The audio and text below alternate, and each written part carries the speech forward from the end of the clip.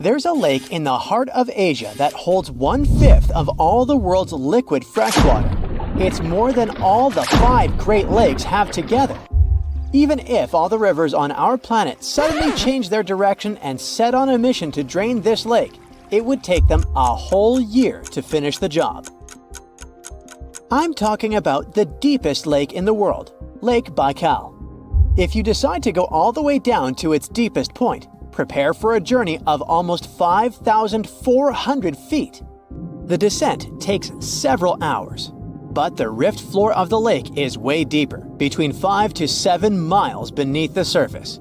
It means it could be even further down than the Challenger Deep, which is the deepest known place on Earth. The amount of water it has would be enough for everyone on Earth to have something to drink for up to 50 years.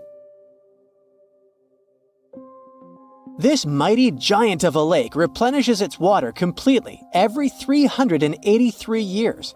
Baikal has a great delivery crew of over 300 rivers and streams, bringing their waters right in. And only one river flows out of Baikal, the Angara, which is headed straight for the Arctic Ocean. Baikal isn't only the deepest, but also the oldest existing freshwater lake in the world. It formed at least 25 million years ago. It all began when the Earth's crust decided to play Tetris and created the lake and the surrounding mountains. At some point, Baikal must have been just a humble riverbed, but then tremors and fractures shook the Earth, and the distance between the shores got bigger. Water levels rose thanks to the melting glaciers. Then, several lakes formed and later merged into one. Baikal is one of around 20 lakes in the world that are older than 1 million years. And since it wasn't disturbed by glacial periods, it's a perfect research ground for scientists. Its deep-drilled core sediments can tell a lot about the climate of our planet in different periods.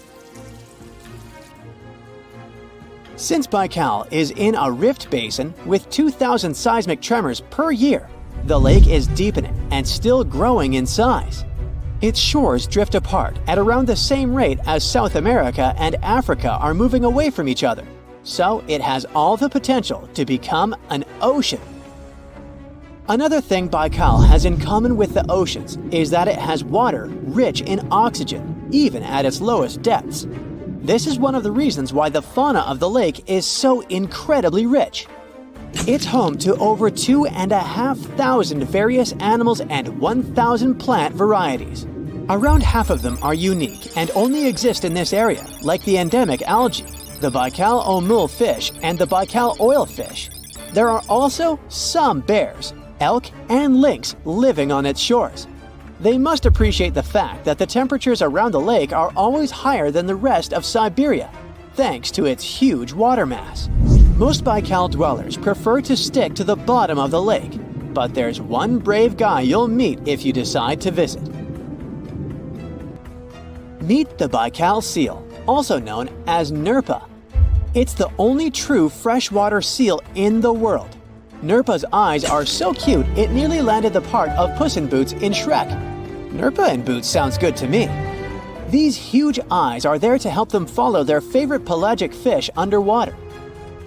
There are other seal kinds that can handle freshwater or use it to breathe, but these cuties spend their entire lives in it. But wait, how did seals, which are supposed to be oceanic creatures, end up in a lake miles and miles away from the sea? About 400,000 years ago, during the Pleistocene era, these adventurous creatures traveled up the river and drainage systems that connected Lake Baikal to the Arctic Ocean. The ringed seal that still lives in the Arctic is believed to be the Baikal seal's closest ancestor. Today, Baikal seals are confined to their freshwater home because of the changes in waterways. And they seem to be pretty happy with their home as they can choose from a huge variety of food to eat. The seals mostly hang out in the north and central areas of the lake, but move south in the winter. The lake gets covered with ice, which they use as a chill-out zone, just like their oceanic cousins use rocks or the beach. Since at least 1969, Lake Baikal has had some mysterious ice rings pop up randomly here and there. At some point, they got so big that the astronauts even spotted them from space. The rings usually appear in late April, but can be there in January or May. Scientists couldn't crack the code on how these rings form for a while. They had all sorts of theories, and the most popular involved methane gas bubbles from the lake's depths. But then, scientists noticed that some of the rings were in shallower waters, where gas emissions don't happen.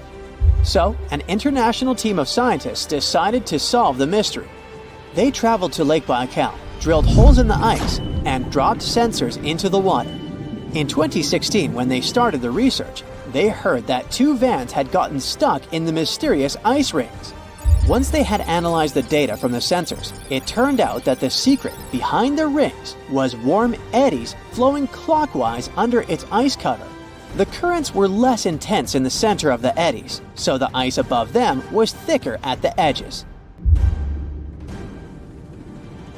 The waters of the lake are so clear that you can see some extremely deep parts up to over 130 feet down. This is thanks to the surrounding mountains that send off melting ice right in. Plankton that live in the lake also helps clean the floating debris.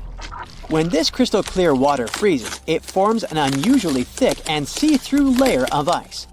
The wind likes to play sculptor on Baikal and creates one-of-a-kind pieces of art here. It picks up water, which, of course, freezes into the most unusual designs. Frozen bubbles and icicles you've never seen before.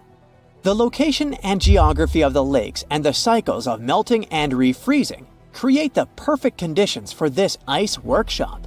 And you can even see rocks that seem to be floating. The bottom of the rock freezes to the surface of the ice. Then, the strong winds wear away the surroundings, leaving a perfect pedestal for the rock.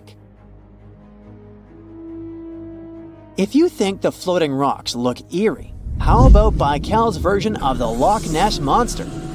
The local Buryat people have a legend about the water dragon master that lives in the lake. A dragon is believed to be the most powerful creature living on Earth in Asian mythology. They believe there are 4 dragons living in the 4 seas, each responsible for one of the cardinal directions. Baikal is the North Sea in this story. The image of this dragon is supposedly etched in ancient petroglyphs on the cliffs of Baikal. There's also a hefty stone slab that looks like a monument dated back to somewhere between the 3rd and the 9th century BCE, depicting a mysterious water monster. Imagine the stories this stone could tell, echoing the whispers of a bygone era and leaving us to unravel the enigma of the Baikal cliffs. The legend says that a local warrior was chasing the dragon. He finally reached the largest Baikal island of Alkan. He was ready to face and defeat the dragon, but the beast turned into a beautiful girl, and they got married. That's one unusual twist to a classic defeat the dragon and take the girl story. So, local legends describe that dragon as a giant sturgeon with an almost gator-like snout and armored body. In reality, the mythical monster must be one of the many huge fish living in the lake. They can afford to grow to several feet in length thanks to the high levels of oxygen in the water. Beluga sturgeon can weigh several thousands of pounds, lives up to 50 or 60 years, and never stops growing. Lake Michigan is one of the largest and most mysterious freshwater lakes in the United States. And now, deep inside it, scientists have stumbled upon something unexplainable. Vast, round craters scattered all across the lake's floor. It all started in 2022. A team of researchers wanted to map the lake's bottom and look for some shipwrecks. At first, they were sure it's going to be just some typical rocky terrain or sandy patches. But what they saw on their sonar screens stopped them cold. Strange, circular shapes that looked almost too perfect to be natural. They were hiding about 500 feet beneath the surface, in places where the water turns dark and impenetrable. Those guys are huge, ranging from 300 to 600 feet wide. They also plunge nearly 40 feet deep. And there are dozens of them, neatly arranged like some footprints.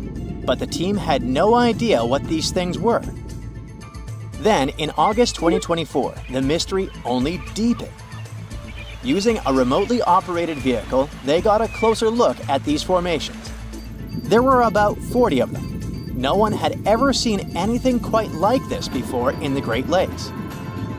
What could have created those craters? Could they be ancient? Perhaps remnants of some geological event lost to time? If that's the case, it's weird how long these holes have likely been sitting there, undisturbed. Theories started popping up. One possibility was that they could be sinkholes, or dolines. Those are basically holes that suddenly appear in the ground when the surface layer collapses. The rock beneath the surface, often made of limestone, gets slowly dissolved by water over time, creating voids underground. When the surface of those voids can no longer hold its own weight, it caves in, and this forms a hole. Think of it like when you poke a straw through the lid of a drink. Sinkholes can be small dips or huge, spanning up to 2,000 feet. They can happen gradually or all at once. Sometimes they can swallow entire cars or even buildings. And Lake Michigan sits on limestone bedrock. It erodes pretty easily when water flows through it. Sinkholes like these have already been found in Lake Huron, and they look kinda similar. But there are some plot holes, no pun intended, with this theory. For example, it's wild how they all would be so huge. It's also weird and pretty rare for sinkholes to occur in a lake bed. They also kinda resemble a straight pattern. They seem to extend generally southward, forming a loose line, which is pretty weird. If these are sinkholes, then they're definitely not playing the usual geological rules. Though it might be some new, unusual process at play beneath the lake's surface that we haven't discovered yet. There's another theory though: glaciers. Glaciers are wild rivers of ice. They covered much of the Earth during the last ice age, and they're incredibly powerful. While they might move slowly, sometimes only a few inches per day, they have such immense weight that they can reshape entire landscapes over thousands of years. Glaciers can grind and scoop the land beneath them. They're basically like colossal bulldozers. Their weight, combined with the slow but steady movement, grounds down everything beneath them: rocks, soil, even bedrock. This can create deep gouges in the Earth's surface, called glacial troughs. During the last ice age, there were lots of glaciers all over the northern US, including the Great Lakes region. If they moved across what is now Lake Michigan, they could have carved out these deep holes. Glaciers often move in a pretty straight path. As they move, they cause terrain to erode, but the resulting erosion varies based on terrain. Sometimes there are places where the bedrock is softer or fractured, and these places are more easily carved and crushed by the glacier. That could explain why some holes could be bigger and deeper than others. Harder bedrock is less affected. But usually this leads to rounded, crescent-shaped depressions known as chatter marks. Those marks are more like grooves rather than circular, big craters like those in Lake Michigan. Once the glaciers melted, the Great Lakes themselves formed. If the craters were formed by them, they may have filled with water, becoming part of the Michigan Lake. Though this theory is more like a speculation, so we need more evidence. But there's another layer to this mystery. The craters are not just curious geological formations. They actually may hold valuable clues about early life on Earth. Parts of Lake Michigan, especially dark ones, are relatively low in oxygen. It's like a lighter version of deep ocean environments that often have very little of this element. For example, hydrothermal vents deep in the ocean, underwater openings in the Earth's crust with some hot, mineral-rich water that are often very low in oxygen. But some organisms love places like these. For example, opossum shrimp. Teeny tiny shrimp-like creatures that love cold, deep waters. They get their name because they have a pouch to carry their young until they're ready to be on their own, like an opossum. Or deep-water sculpin fish, small bottom-dwelling fish that also enjoys cold lakes. They're well adapted to living in dark waters and usually stay close to the lake bed. And weird organisms like invasive quagga mussels, which kinda look like shells. These are small freshwater mussels that have spread there to the Great Lakes. They attach themselves to hard surfaces and can cause problems for ecosystems by competing with native species for food and space. All these guys could be in Lake Michigan, and even more.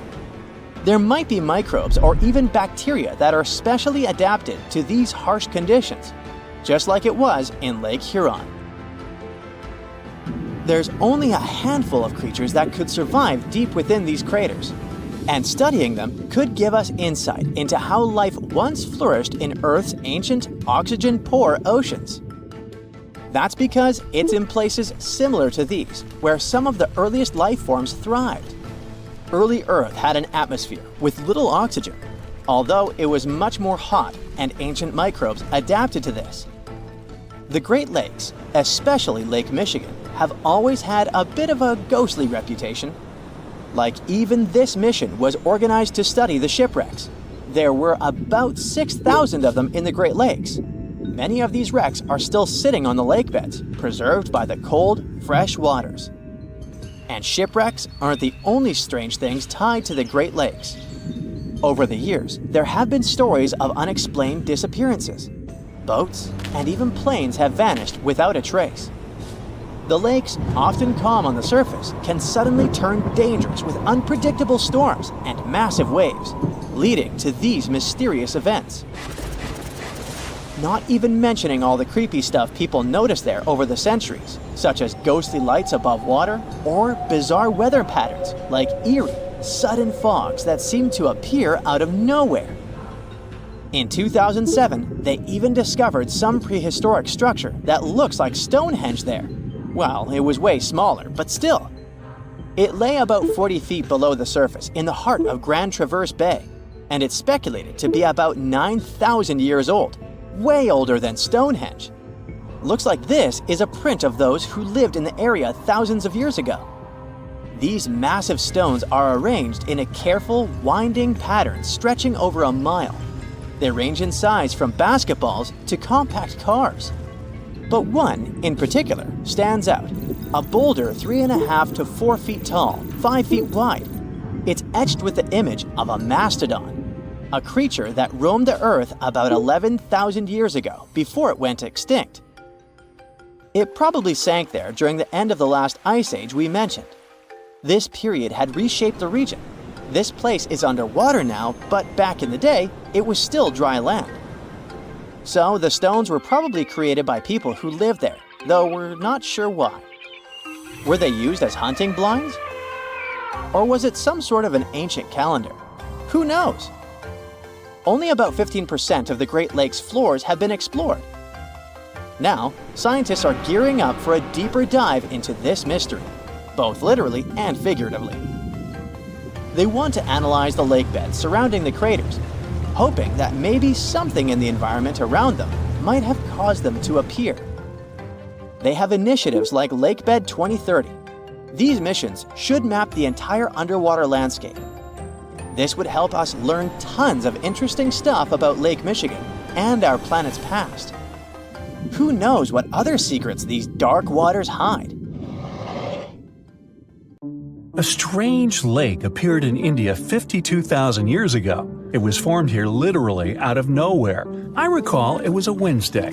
Anyway, for tens of thousands of years, people came up with various scary stories about the lake.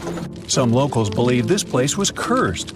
Others think that the lake's bottom hides the gateway to the underworld. But those are all legends. The real reason for the appearance of this Lonar Lake is even more surprising. At first, scientists were sure that the lake was an ancient crater of a long-extinct volcano. It's in a balsam field made of 65-million-year-old volcanic rock. But then, geologists conducted a detailed analysis of the soil and water and found that Lonar Lake had a space origin. Geologists found a unique glass inside the lake that forms only with a strong impact and energy release. 52,000 years ago, a huge meteorite weighing 2 million tons fell into this place. It was almost 6 times heavier than the Empire State Building. The striking power was so high that the volcanic rock melted and turned into glass. Perhaps the bottom of this lake still contains particles of this giant meteorite that flew to us from the distant space depths. Okay, we have a lake created by a space object more than 50,000 years ago. But even this is not the strangest thing about it. In 2020, the locals noticed that Lonar Lake had turned pink. In just a few days, the salt water mysteriously changed its color. Biologists and geologists immediately took water samples to the Scientific Research Center. The detailed analysis showed that the water contained an increased level of unique microbes. They accumulate on the surface and emit some pink pigment. Soon these microbes settled to the bottom, and the lake became transparent again. Also, rains help the water go back to its usual appearance. These microbes color the lake and make the pink plumage of flamingos even brighter. The birds get food from the Lonar Lake and absorb these pink bacteria. Now, Lonar Lake is a popular place among tourists. But this is not the only thing that may surprise you in India. Our next stop is a small village with about 2,600 people located in a hot rainforest. The locals are very hospitable. They welcome not only tourists, but also one of the most venomous reptiles on the planet. King cobras are crawling in almost every house in this village. Locals are happy to see them as if they were their pets. People share water and food with these animals. They even give the reptiles a special corner where they can relax from the scorching sun. Ah, cobras crawl in houses, schools, and even on the streets. Humans and reptiles are used to each other and feel safe. There has never been a case of a cobra attack in the village. It's the only place in the world where these venomous reptiles live in such harmony with people. Now, imagine a town that consists of many little united villages. The residents are all engaged in agriculture. They know how to extract water from ground rocks, and they bargain well. The town has been thriving for several centuries, and people live happily in it. Then, one day, everything changes. All the residents quickly pack up their stuff and run away from their homes. Overnight, the town becomes abandoned. It is a real story that happened in the state of Rajasthan in 1825. And still, no one knows why the people disappeared from there. The most popular version says that the cruel local ruler collected large taxes from the locals. Then he fell in love with the daughter of the chief of this town and threatened that he would collect extra taxes if the girl refused to be his wife. Citizens decided to support the woman and her father and left their homes in one day. This town is still empty, but the locals from the nearest cities are afraid to approach. Our next stop is the state of Maharashtra. There's a small village there with very positive people. They go to stores, cafes, schools, and banks.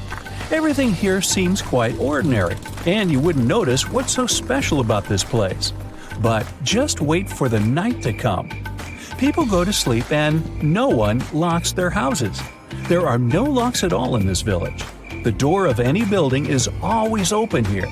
The owners leave the shops, cafes, and libraries open. When locals go to work, they don't lock up their homes either. They don't hide money and jewelry. The reason for this is the complete absence of thefts. The villagers are sure that anyone can get into serious trouble for stealing.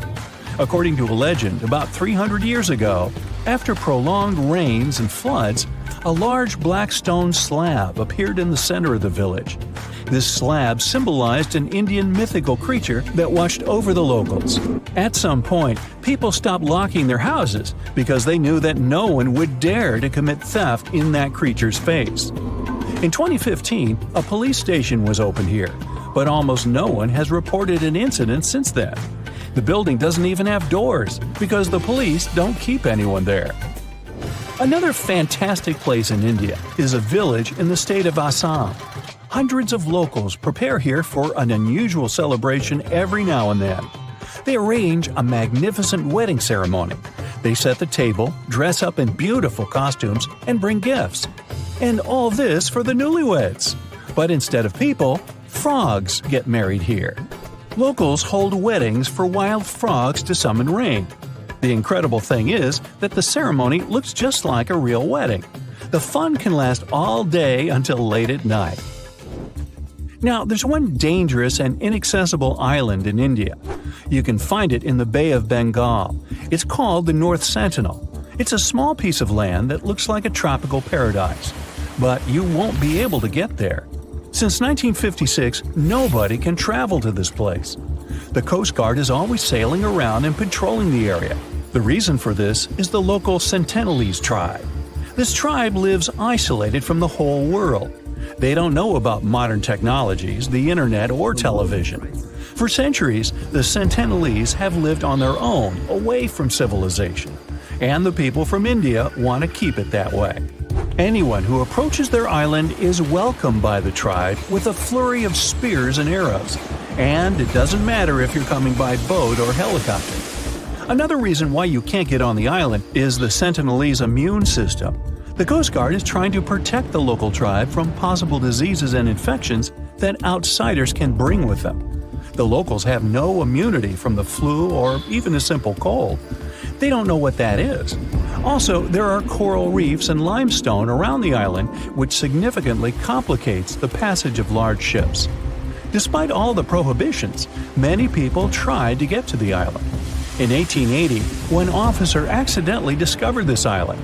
He went ashore and found a noble soil ideal for growing coconut palms. The officer also noticed several huts on the island, but didn't dare meet the locals. Explorers and travelers presented the islanders with fish as a gift many times. The locals accepted it, asked for more, but still didn't let them approach their houses. It was also challenging to make friends with the tribe because they communicate in one of the most difficult languages to learn in the world. Scientists and linguists have been studying this language for decades. At the end of the 20th century, outsiders made some progress in building a connection with the tribe. In 1991, a team of anthropologists invited the islanders aboard a large ship. They gave bags of coconuts to tribe members. This may be where the phrase "left holding the bag" came from. Or not. Otherwise, let's just leave these folks alone, shall we? You can find many picturesque lakes in Louisiana, but one of them stands out among all the others. This deep lake is calm and beautiful, but its origin is closely connected with the story of a large-scale disaster that changed the entire ecosystem. A catastrophe that people managed to miraculously survive. And this disaster happened because of a mistake of just one person.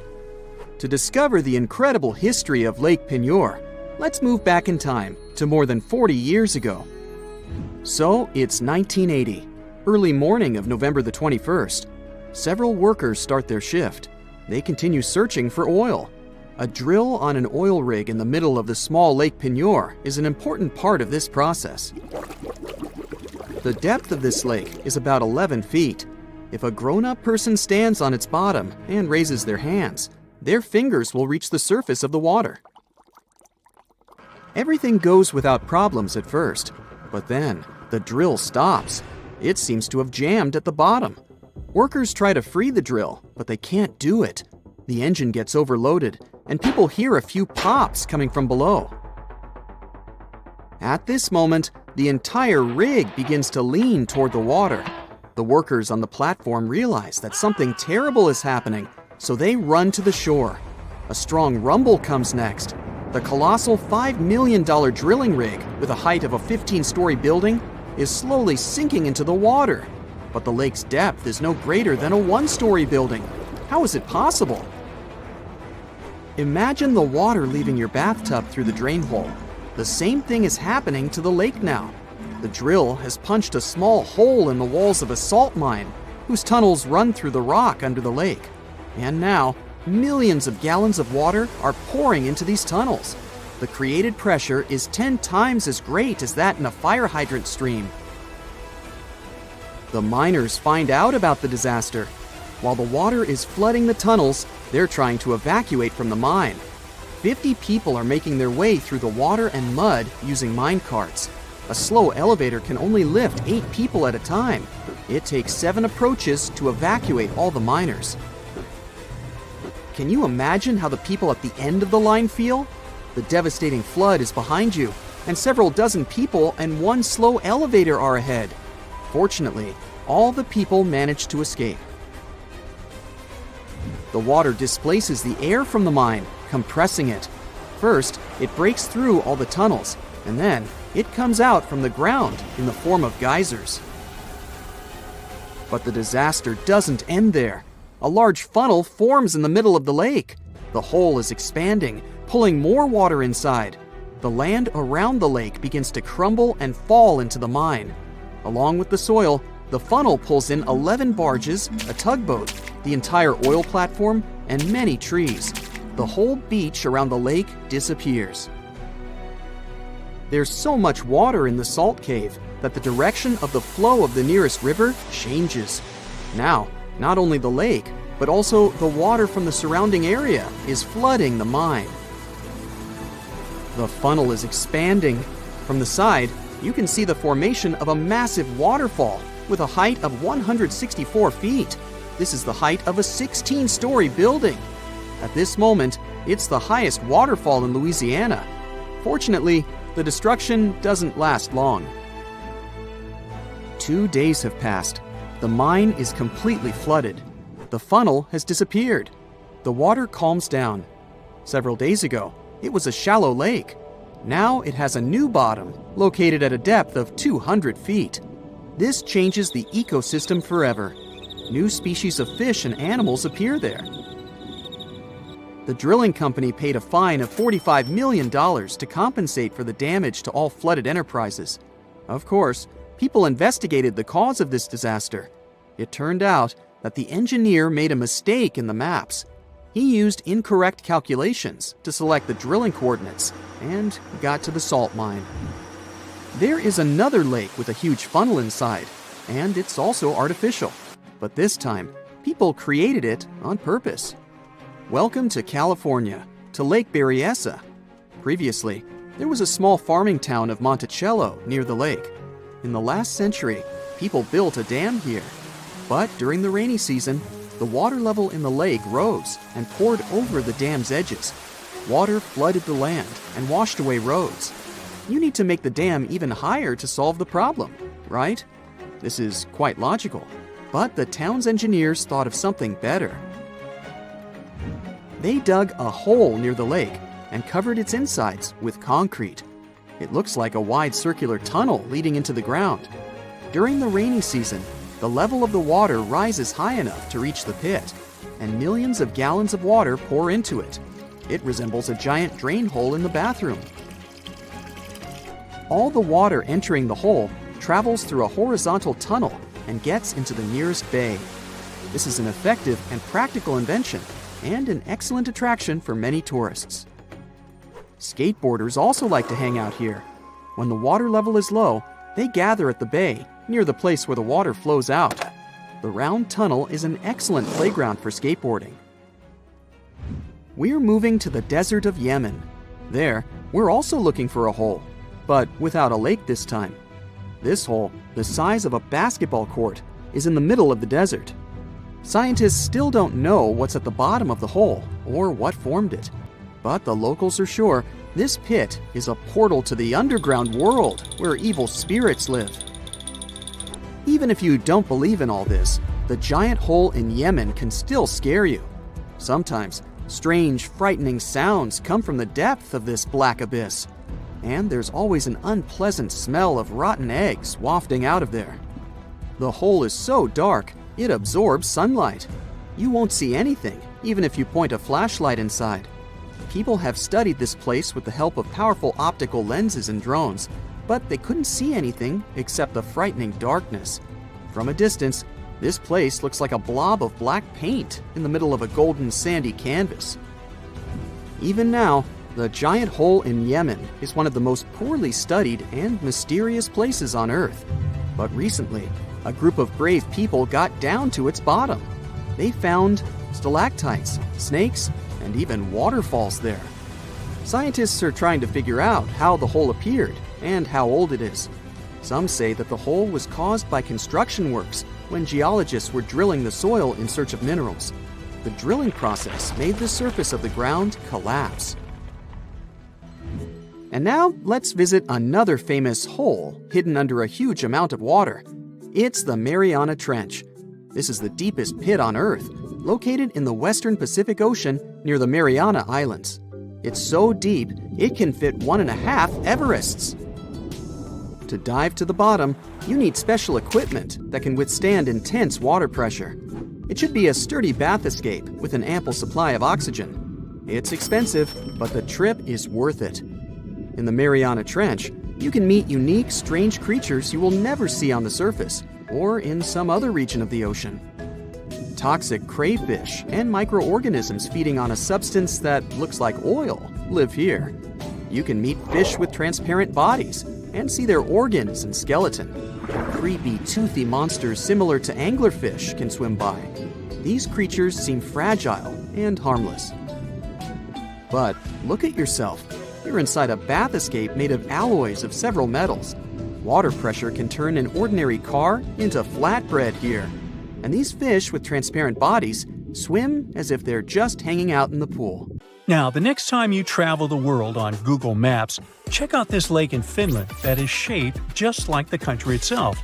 This lake was modified by humans in the north of the country and is an exact model of the country on a 1 to 10,000 scale. In the 1980s, Arctic tourism and skiing above the Arctic Circle was booming. A local company decided to build a hotel and plenty of holiday cabins here. The pond, shaped like Finland, was supposed to bring more tourists to the area. They managed to finish it in just 1 week with 2 excavators, a tape measure, and a few sticks. And I must say, they did a great job. If you don't like long elevators, head to Hanover, Germany. One of the outdoor elevators there only travels for a few inches, and the whole experience takes a few seconds. It has become a real star on social media after some tourists posted footage of it, so you might have to wait in line to enjoy your short ride. In case you're wondering what's the point of this elevator, well, it's installed at the local train station. Every inch counts when you're traveling with heavy luggage or have limited mobility, so it's a good way to navigate within the station. Gummy bear fans, you might want to know that your favorite chewy treat has enough energy in it to start a fire show. If you drop 1 gummy bear into an ignition tube with a small amount of molten potassium or sodium chlorate in it, it will quickly disappear in a ball of fire with an impressive fume cloud. First, potassium chlorate melts. Then the melted potassium chlorate breaks down and releases oxygen. The sugar in the gummy bear burns quickly, turning into carbon dioxide and water, which gives off a lot of energy. After everything cools down, you can look at what's left. The black stuff is unburned carbon, the white solid is potassium chloride, and the caramel-looking stuff is partially burned sugar. So we only have 6 muscles in our outer ear, and cats have an impressive 32. That's why they can rotate their ears 180 degrees and use them to show their current mood. If you see the ears are upright and facing forward, you have one happy cat. If the ears are rotated to the sides, sort of like airplane wings, or angled backward, your kitty must be really stressed or afraid of something. Ears held low or rotated to the sides could be a sign the cat is sick, so watch out for those. A stray dog in Brazil got a job as a professional car consultant at a local Hyundai dealership.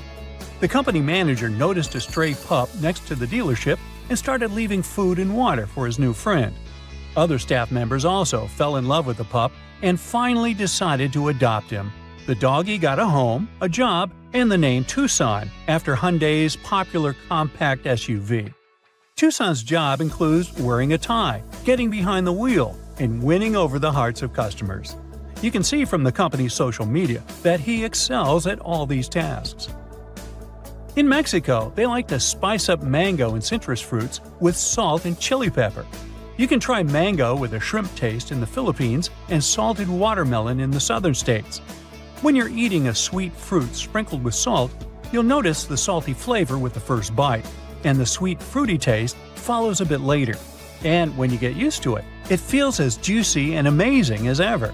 It's most likely because salt affects the sweet taste receptor for sugar, and then the real magic happens on a molecular level. You can try and put salt on any fruit you like, but the effect will be different. Salt can make sweeter fruits like cherries and strawberries even sweeter and balance the flavor of grapefruit, pineapple, and watermelon. Now, back in 1956, long before the first dating apps were a thing, or apps in general, A Swedish sailor named Ake Viking decided to ask the sea for help to find a soulmate. He put a short message to someone beautiful and far away in a bottle and let it travel the world. 2 years later, he received a reply from a girl named Paolina from Sicily. She wrote that she wasn't really beautiful, but she thought it was super cool that the bottle had covered such a huge distance. That's why she decided to let the sender know she had found it. Well, they became pen pals, and after a while, you guessed it, Viking moved to Sicily to marry his one and only Paolina. That unique pattern on your fingertips stays with you for your entire life. If you happen to damage your fingerprints somehow, or develop some skin condition that can change them, they'll still grow back within a month. As you grow older, the skin on your fingertips becomes less elastic and the ridges get thicker, but the pattern still doesn't change. It just becomes harder to scan. If you work as a bricklayer, though, or have to handle certain chemicals, you might lose some details in your beautiful natural pattern. But no worries, once you stop doing those activities, you'll get your fingertips back. Unless maybe you're a meat cutter. If you still believe in the 5-second rule, there's some bad news for you. When your food hits the floor, it instantly becomes a bacteria magnet. Researchers discovered that moisture, surface type, and contact time all play a role in how badly contaminated your food will get. Food with high moisture levels, like juicy watermelon, are more likely to get in trouble fast. In a different study, researchers swabbed the floors around the University of Illinois in a lab, hall, dormitory, and cafeteria to see how many organisms they could find.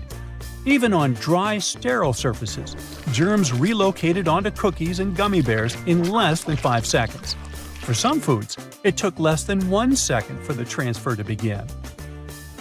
The first Barbie doll was made in 1959, but her great-great-great-grandmother comes from ancient Rome. Archaeologists found some incredible sarcophagi during construction work in Rome in the 19th century. One of those had a 9-inch long doll next to its owner. The head and body were made from a single piece of ivory. Its arms and legs were separate and connected with a clever nail mechanism, allowing them to move. Its face was so detailed that it looked like a tiny portrait. The doll even wore a tiny gold ring with a key on its finger and had a small ivory box full of jewels, tiny mirrors, bone combs, and the remnants of accessories. But Ken was nowhere to be found. In case you're looking for a new job and you love to cuddle, there might be an opening for you. As weird as it sounds, a professional snuggler is a real job. There are several companies that provide cuddling services and look for staff members who are ready to give hugs and snuggles and listen and support people who really need it. Now, anyone can give hugs to others, but you need to be trained in professional cuddling to make money out of it. You will need to learn to set boundaries with your future clients without hurting their feelings and to mentally care for others without giving away too much of your own personality. Famous scientist Nikola Tesla knew that the whole world would go wireless back in 1900. He mentioned that devices no larger than a watch would be able to transfer signals precisely. Back then, it was a revolutionary idea the scientist got while conducting experiments at one of his labs. Tesla was so confident about the success of his idea that he even convinced famous banker J.P. Morgan to invest money in his project. The World Wireless System involved a tower shaped like a mushroom on the shores of Long Island. It was supposed to transmit messages, phone calls, and images to ships across the Atlantic Ocean. Sadly, because of financial issues, the tower was never finished. Oh well, it all turned out now, didn't it? In Utah, in the middle of the desert, there are striped ponds that seem to be something from another world. The color gets even more dramatic, contrasting with the red Moab desert. The ponds have those stripes because of the evaporation. The more water there is, the more vibrant the blue shades appear. The electric blue color is artificial, though. People add cobalt blue dye, so the water absorbs more sunlight and evaporates faster. As the water disappears, the crystals of salt and potassium are left behind, which are gathered later for chemical production. You don't want to swim in there. Another unusual lake that has its looks thanks to evaporation is Spotted Lake in Canada. In winter and spring, it looks just like a regular lake. But in summer, when the sun gets scorching hot, some water evaporates, but small pools of minerals are left behind. The polka dot spots are usually green, yellow, and bluish. There are no two similar pools. They all have different colors and sizes. Don't get too close here, this place is quite sensitive. Now, if perfection is something you're after, head to Northern Ireland. The place, called the Giant's Causeway, has no extraordinary waters, but the surrounding stones and columns look so smooth and impeccable that it's kind of hard to believe they were created by nature. All those cracks were formed thanks to a volcanic eruption, but the legend has it the site was made by a mythical giant named Fin McCool. He must have been really cool. In Turkey, there's a spectacular site called Pamukkale, which means Cotton Castle in English. Again, legend has it that giants had something to do with it. This time, they left some cotton there to dry, and it later turned into those stunning formations. Scientists kind of disagree with it and claim that it's all about minerals left by the thermal waters. It's up to you who to believe, but there's one undoubtable thing. This place with turquoise thermal water has no look-alike in the world. If you ever pop in this place, don't miss a chance to take a look at ancient Roman ruins left there. Back in 1802, humanity spotted something they never saw before: the pink water. Nope, it wasn't some fancy strawberry lemonade or something. It was an actual source of flamingo pink water. Meet Lake Hillier, located in Western Australia. It's not hard to guess that it attracts people because of its unique color. It never changes and stays pink throughout the year. No giants spotted adding pink dye there, so this time it's all about algae, bacteria, and high salinity. It's totally safe to swim there, but nobody can do that. Regular tourists just can't visit it. Turns out Lake Hillier isn't the only pink water source out there. In Senegal, there's Lake Retva, which looks almost exactly the same. It looks like an extra-large milkshake for the same reasons: high salinity and algae that loves salt. These algae produce red pigments to help absorb sunlight, so the lake color gets even more intense in the dry season. The notorious Thor's Well isn't as dangerous as they say, but it looks a bit scary at high tide. The water fills it from underneath, bubbling and bursting up. Then this vigorous spray of water goes back into that hole, so it seems endless. One more place that depends on tides is Mont Saint-Michel in Normandy, France. The magnificent castle is surrounded by water, but not permanently. Choose the time wisely, it all depends on the moon. The highest tide can be seen 36 to 48 hours after a full moon. Chances are, if you come there at the wrong time, you'll see nothing but a couple of puddles. The Budagaika crater in Siberia looks like a doorway to the neither. It's about a half-mile long and nearly 300 feet deep, and it never stops growing. The deeper it gets, the more layers it has. They show what our planet looked like thousands of years ago, as the slumps reveal the used-to-be climates. The crater appeared back in the 60s, and it all started because of rapid deforestation. Trees no longer cast shades on the ground, and it got hotter. The permafrost melted, the soil cracked, and the crater appeared. In the middle of the Atacama Desert, Chile, you can spot a super weird thing. The rocks rise out of the sand right in the shape of a hand. No giant here again, just a sculptor-artist who made it. Some desert rocks can even walk. Walking rocks, also known as sailing rocks, can move on their own and leave long tracks across one of the valleys in California. Scientists even installed GPS navigators on some of them, and they showed those rocks can move pretty fast. Many researchers believe it's all about temperatures. At night, the desert almost freezes over, and the sheets of ice formed underneath melt during the day, so the rocks literally slide. Gippsland Lakes, Australia, can glow at night. Bacteria get agitated in the water when the algae bloom, and their movements give that bioluminescent effect. Still, the beauty of red algae bloom is extremely misleading. Red algae contain high levels of ammonia, so think twice before diving in. it's safer to enjoy the scenery on the shore. Just a tip, you should probably do that with your nose closed. The decaying algae doesn't smell like roses. Phew.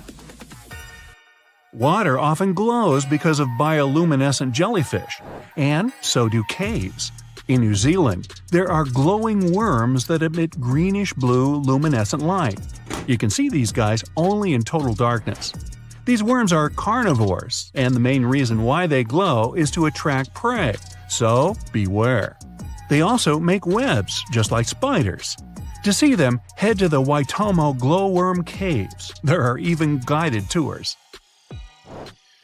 Chocolate hills? Yummy. The name is explained by colors. Those hills in the Philippines have a range of brown and green colors. Have you seen a green chocolate though? This spot has such a sweet nickname because the foliage gets brownish in the dry season. The hill shape is so regular that it's often mistaken for being artificial. Still, these are just some uplifted coral deposits, appeared because of rainwater. Just imagine a beach of ketchup spilled for miles and miles and a never-ending portion of French fries. Okay, it's just a dream, but a ketchup-red beach exists in real life in China. It's called Punjin, and it's at least 18 miles long. Usually, either giants or algae are responsible for such phenomena. This time, these are algae. They turn red in fall and make this beach one of the most colorful in the world. Good news, it's open to the public, but only a small section. We've seen a red beach, off to red waters. Antarctica isn't only white, it can be red too. In the Taylor Glacier, there's a crimson waterfall coming from a super salty lake. The water is rich in iron, which forms rust when it reacts with oxygen. The water stays liquid even at sub-zero temperatures because of the high salinity. Glass Beach in California is another beach that looks so incredible that many people don't believe it's not made by humans. Well, they're partly right. The glittering, colorful glass stones used to be bottles dumped into the ocean. The waves took these bottles, broke them down, polished them to perfection, and voila! The beach is ready. Another thing created by accident is Fly Geyser in Black Rock Desert, Nevada. An energy company was drilling the soil in search of geothermal water, and boom! Today it's a scalding fountain of green and red water rising up to 5 feet high. Well, let's play a guessing game. Why is the water colored? It was a random giant walking around who added some dye in there. Or it's the thermophilic algae. Right, it's all about the algae again. In western Venezuela, locals living close to the Catatumbo River aren't afraid of lightning because they see it almost every single night within the clouds. It starts at around 7 p.m. and doesn't stop until dawn. The everlasting Catatumbo lightning once stopped for a few months, from January to March 2010. It was probably due to drought. No magic algae in this river, guys. Many believe it's just because of cold and warm air currents meeting around the area. Now, this island may not have incredible natural phenomenon, colorful algae, or even giants, but it has an enormous population of cats, which makes it literally the best place in the world, if you like cats. Cat Island in Japan has quite a plain story. Back in time, people would go there in search of silkworms. Mice feed on those worms, so cats were a must there. If tourists come there, they can stay in cat-shaped cabins. Clever. Naturally, no dogs are allowed there. Oh, and if you want to make a donation, you can always feed the kitty. Antarctica. It was once a green land full of dinosaurs, but now it's a frozen continent bigger than that of the US that doesn't belong to anyone. It isn't hard to find. Wherever you go, just go south until you get to the big icy thing at the south pole of our planet. It lies within the Antarctic Circle, and it's the largest single mass of ice on Earth. The continent is bigger than the US and even bigger than all of Europe. And still, Antarctica was officially discovered recently. Scientists hadn't known of its existence until 1820. After the discovery, it took another 2 decades to confirm it was a whole new continent, and a few more decades after that to decide on a name. In Antarctica, anti means the opposite. So, Antarctica literally means the opposite of the Arctic.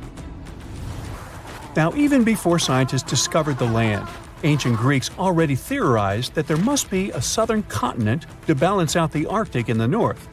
Also, some scientists who studied Polynesian artwork and oral history believe that Polynesians found the continent over a millennia before the Europeans did. Anyways, today we all know of this icy land at the South Pole. Because of its location, there are just 2 seasons there, summer and winter, and both last 6 months. In summer, it's a bit warmer, and the continent exists in pure daylight. And in winter, it's dark all day long. 98% of Antarctica is ice. This continent alone stores 60% of the planet's fresh water. And yet, despite all those water reserves, Antarctica is the biggest desert in the world. By definition, a desert is an area with sparse vegetation and little snow or rain. Notice that plenty of sand isn't a necessary condition here, even though the continent does have some sand and even sand dunes. It also gets a lot of wind. Antarctica is the windiest continent on Earth, and wind speeds can reach 200 miles per hour. That's even faster than hurricane winds. The little snow the land gets never melts. It just builds up over time, for centuries and millennia. So there's a thick ice layer there. This makes Antarctica full of hidden secrets. There's a whole new world underneath its ice. For example, there are a lot of mountains on the continent that are like 9,000 feet tall. It's taller than 3 Burj Khalifas stacked on top of each other, if we must, and that's currently the tallest skyscraper in the world. But we don't see all those mountains because they're all hidden under the ice sheet that's almost 16,000 feet thick. There's also a lake down there, beneath over 11,000 feet of snow. The lake is called Lake Vostok, named after Vostok Research Station, under which it's located. Originally, it was just a hypothesis. Over a century ago, a scientist suggested that the huge pressure created by tons of ice could decrease the melting point of ice in the lowest layers of the ice sheet, creating liquid water, which could form a lake. He didn't prove his ideas in his lifetime, but others continued his work and confirmed that this theory was true. There's also a canyon in Antarctica, hidden underneath huge masses of snow too. It's deeper than the Grand Canyon we have in Arizona. There is a mountain range that divides the continent into 2 parts, East Antarctica and West Antarctica. The western part of the continent is experiencing higher temperatures and is starting to melt. If West Antarctica melts and releases its stored water, it will raise the average global sea level by about 16 feet. That will be enough for some cities all over the world to completely disappear. Perhaps the first to turn into a water world will be Thailand's capital, Bangkok, which is just 5 feet above sea level. Then it will be Amsterdam in the Netherlands, followed by Ho Chi Minh City in Vietnam, Cardiff in the UK, and New Orleans in the US. People do a lot of work in Antarctica now, residing there for many months at a time to study this mystery of a continent. Over the years, even a few children were born there. But it's not a country, and the land doesn't belong to anyone. It's governed by the Antarctic Treaty System, an agreement of peaceful research and collaboration that suspends all territorial claims. It was first signed by 12 nations, and now there are 59 supporters, half of whom have decision-making powers. The continent is occupied all year round by researchers from all over the world. There are about 5,000 people living there in summer and about 1,000 in winter. Yet no one is a permanent resident there. People come and go, and the scientists take turns spending time there. The average yearly temperature there is negative 30 degrees. But there was a time when Antarctica was about as warm as Melbourne, Australia is today. It was about 40 to 50 million years ago. I wasn't around then. But the continent had green forests and dinosaurs roaming its land, chilling in the sun in a 63-degree Fahrenheit environment. That was before penguins. In our age, it's so cold that you won't even find any trees or bushes in Antarctica, just the snow. The only plants that can thrive in such extreme temperatures are lichens, moss, and algae. People can't stand such freezing conditions for lengthy periods of time either, so the continent has never had any indigenous population. Well, that is, if we don't count penguins, seals, whales, and a few other types of birds that live there now. Antarctica's fauna is the scariest and least diverse on the planet because only a few organisms can withstand its harsh conditions and because non-natives aren't allowed to be brought there. So, if you decide to travel to Antarctica with your cat, well, you can't. Hey, I don't make the rules. But those few species that live on the South Pole totally own the place. There are no more than 5,000 people there and around 20 million penguins. They are a kind of settlers, though. Penguins' first ancestors lived in Australia and New Zealand. There are still a few penguin species there, including the smallest penguin on Earth that is just 1 foot tall. Still, most of the penguins migrated to Antarctica at some point, possibly because they were attracted by the greater food supply there. It's not the cold that made them like the land. It turns out, most penguins leave the continent when the summer ends. The only ones that stay there are male emperor penguins, and they do it to warm and protect eggs left by their mates. But where do all the other penguins go? At first it was a big mystery even to scientists, but then they attached some tiny location devices to the legs of a few of these animals and figured it out. Penguins go to live in the southern oceans while it's too cold in Antarctica. None of them go ashore for half a year until they get back to the continent. When they come back, it's when those eggs, left for male penguins to nurture, start hatching, and so penguin families can be together when it happens. Penguins eat different fish, and the ocean is full of those despite its cold temperature. In some areas, water can reach below freezing temperatures because it's salty.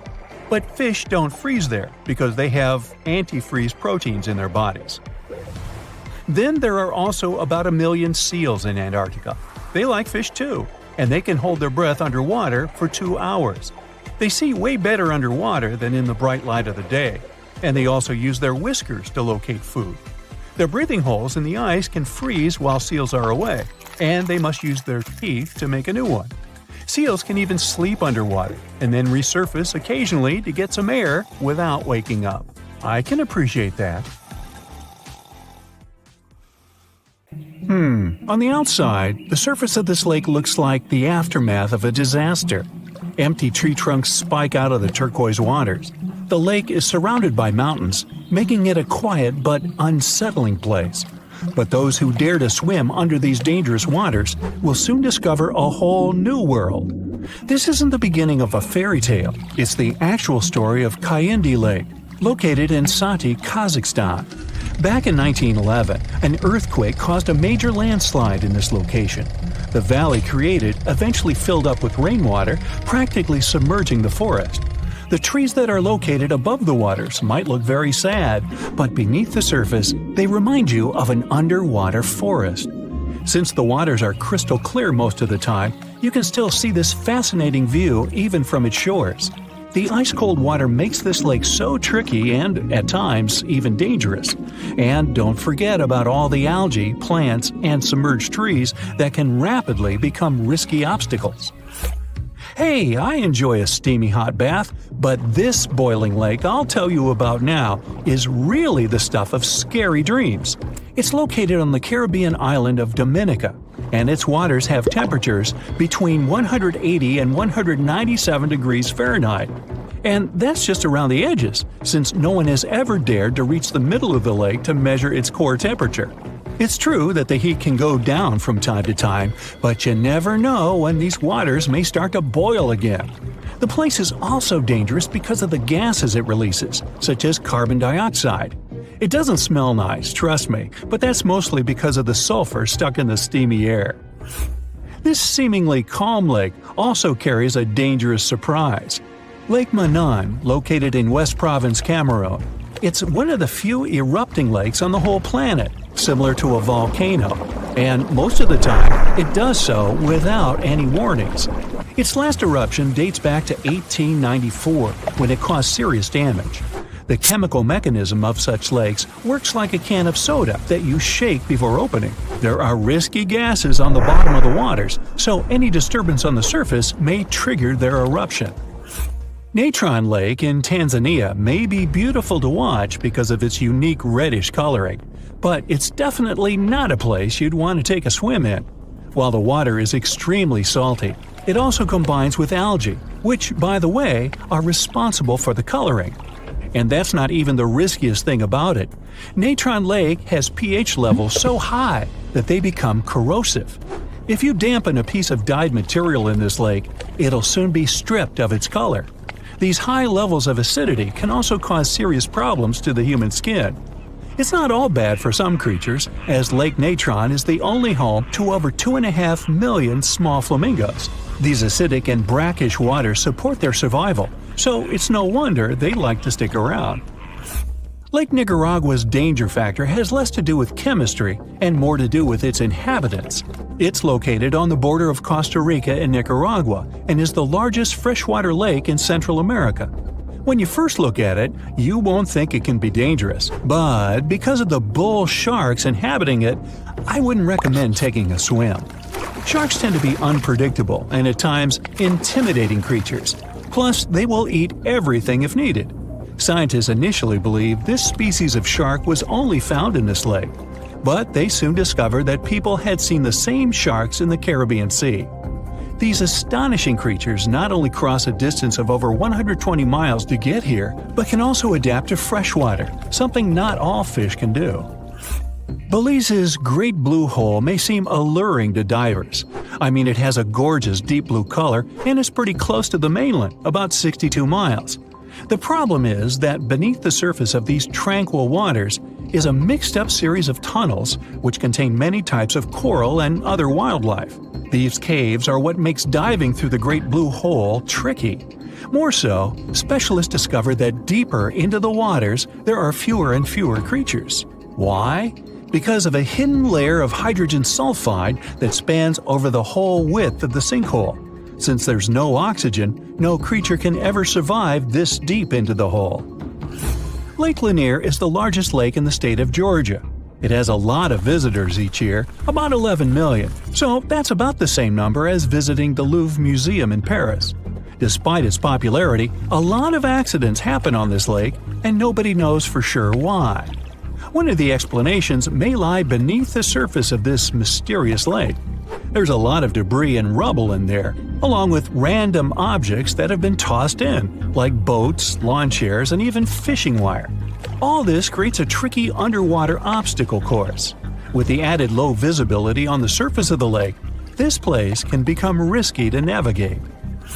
Another one of those lakes that looks like someone might have overdone with editing is the Grand Prismatic Spring, located in Yellowstone National Park, which stretches into the states of Wyoming, Montana, and Idaho. Swimming here is completely prohibited. Why? It's 189 degrees Fahrenheit in the center, almost close to boiling temperatures, and the outermost ring reaches around 131, hence the colors. Since the center of the water is way too hot for any life to make it, there's nothing clouding the surface. The lack of any living organisms here creates that vivid blue that looks almost painted over. On the small Mediterranean island of Cyprus, there's not a lot of rain during the summer. That's why some bodies of water here become so dry that in certain areas they get covered in a layer of baked salt. It's the case for the Larnaca Salt Lake. Now don't be fooled by the eerie landscape. These lands can easily become a trap. That's because it's easy to get confused about what's actually a dry surface and what's just a thin layer of salt on top of water or mud. More so, underneath the crust are salt crystals, which can cause problems for people's skin. Samisen Hole is one of the most dangerous places to swim in the whole of Thailand. It's because it's very deep, reaching 280 feet, and gets extremely dark. At certain points, as divers get lower, they can even reach places with zero visibility. No wonder a lot of people get confused and can't seem to find their way up anymore. The largest lake in Africa and the third largest lake in the entire world is called Lake Victoria. Not all of its waters are unsafe for people, but some regions can rapidly cause problems. Why? Particularly because it has its own isolated weather system, and that makes the weather really unreliable. It can go from bright and sunny to terrible in a matter of seconds. I mean, who would want to get caught swimming in the middle of a storm, right? Pustoye Lake is located in Siberia, so I'm guessing I don't need to tell you the waters here get extremely cold. But if you look at the lake, there's nothing out of the ordinary with these waters. Is that completely true? Most likely not, and people tend to avoid swimming here at all costs, even if they can resist the freezing cold waters. So, what makes Lake Pustovi so mysterious and dangerous? Well, nothing seems to want to live here, and scientists have yet to discover why. They tried to fill the lake with many types of fish and various plant species to see if they could survive in the waters, but the results were disappointing. Since we don't know exactly what makes it so difficult to survive here, don't go running for your swimming trunks just yet. It's best if you stay away. Hey, you don't have to tell me twice. If you've ever driven over the Rocky Mountains, you've probably seen road signs for the Continental Divide, the backbone of North America. All watersheds to the west of it run into the Pacific Ocean, and everything on its eastern slope goes straight into the Atlantic. There's just one creek in Wyoming that couldn't choose one side and drains into both oceans at the same time. Two Ocean Creek begins its journey high up in the Teton Range. The snow-capped peaks provide the perfect backdrop as the creek starts its descent, winding its way through alpine meadows and dense forests. As the creek continues its course, it gets to the Two Ocean Pass. This is the geographical crossroads where the creek splits into two branches, the Atlantic Creek and Pacific Creek.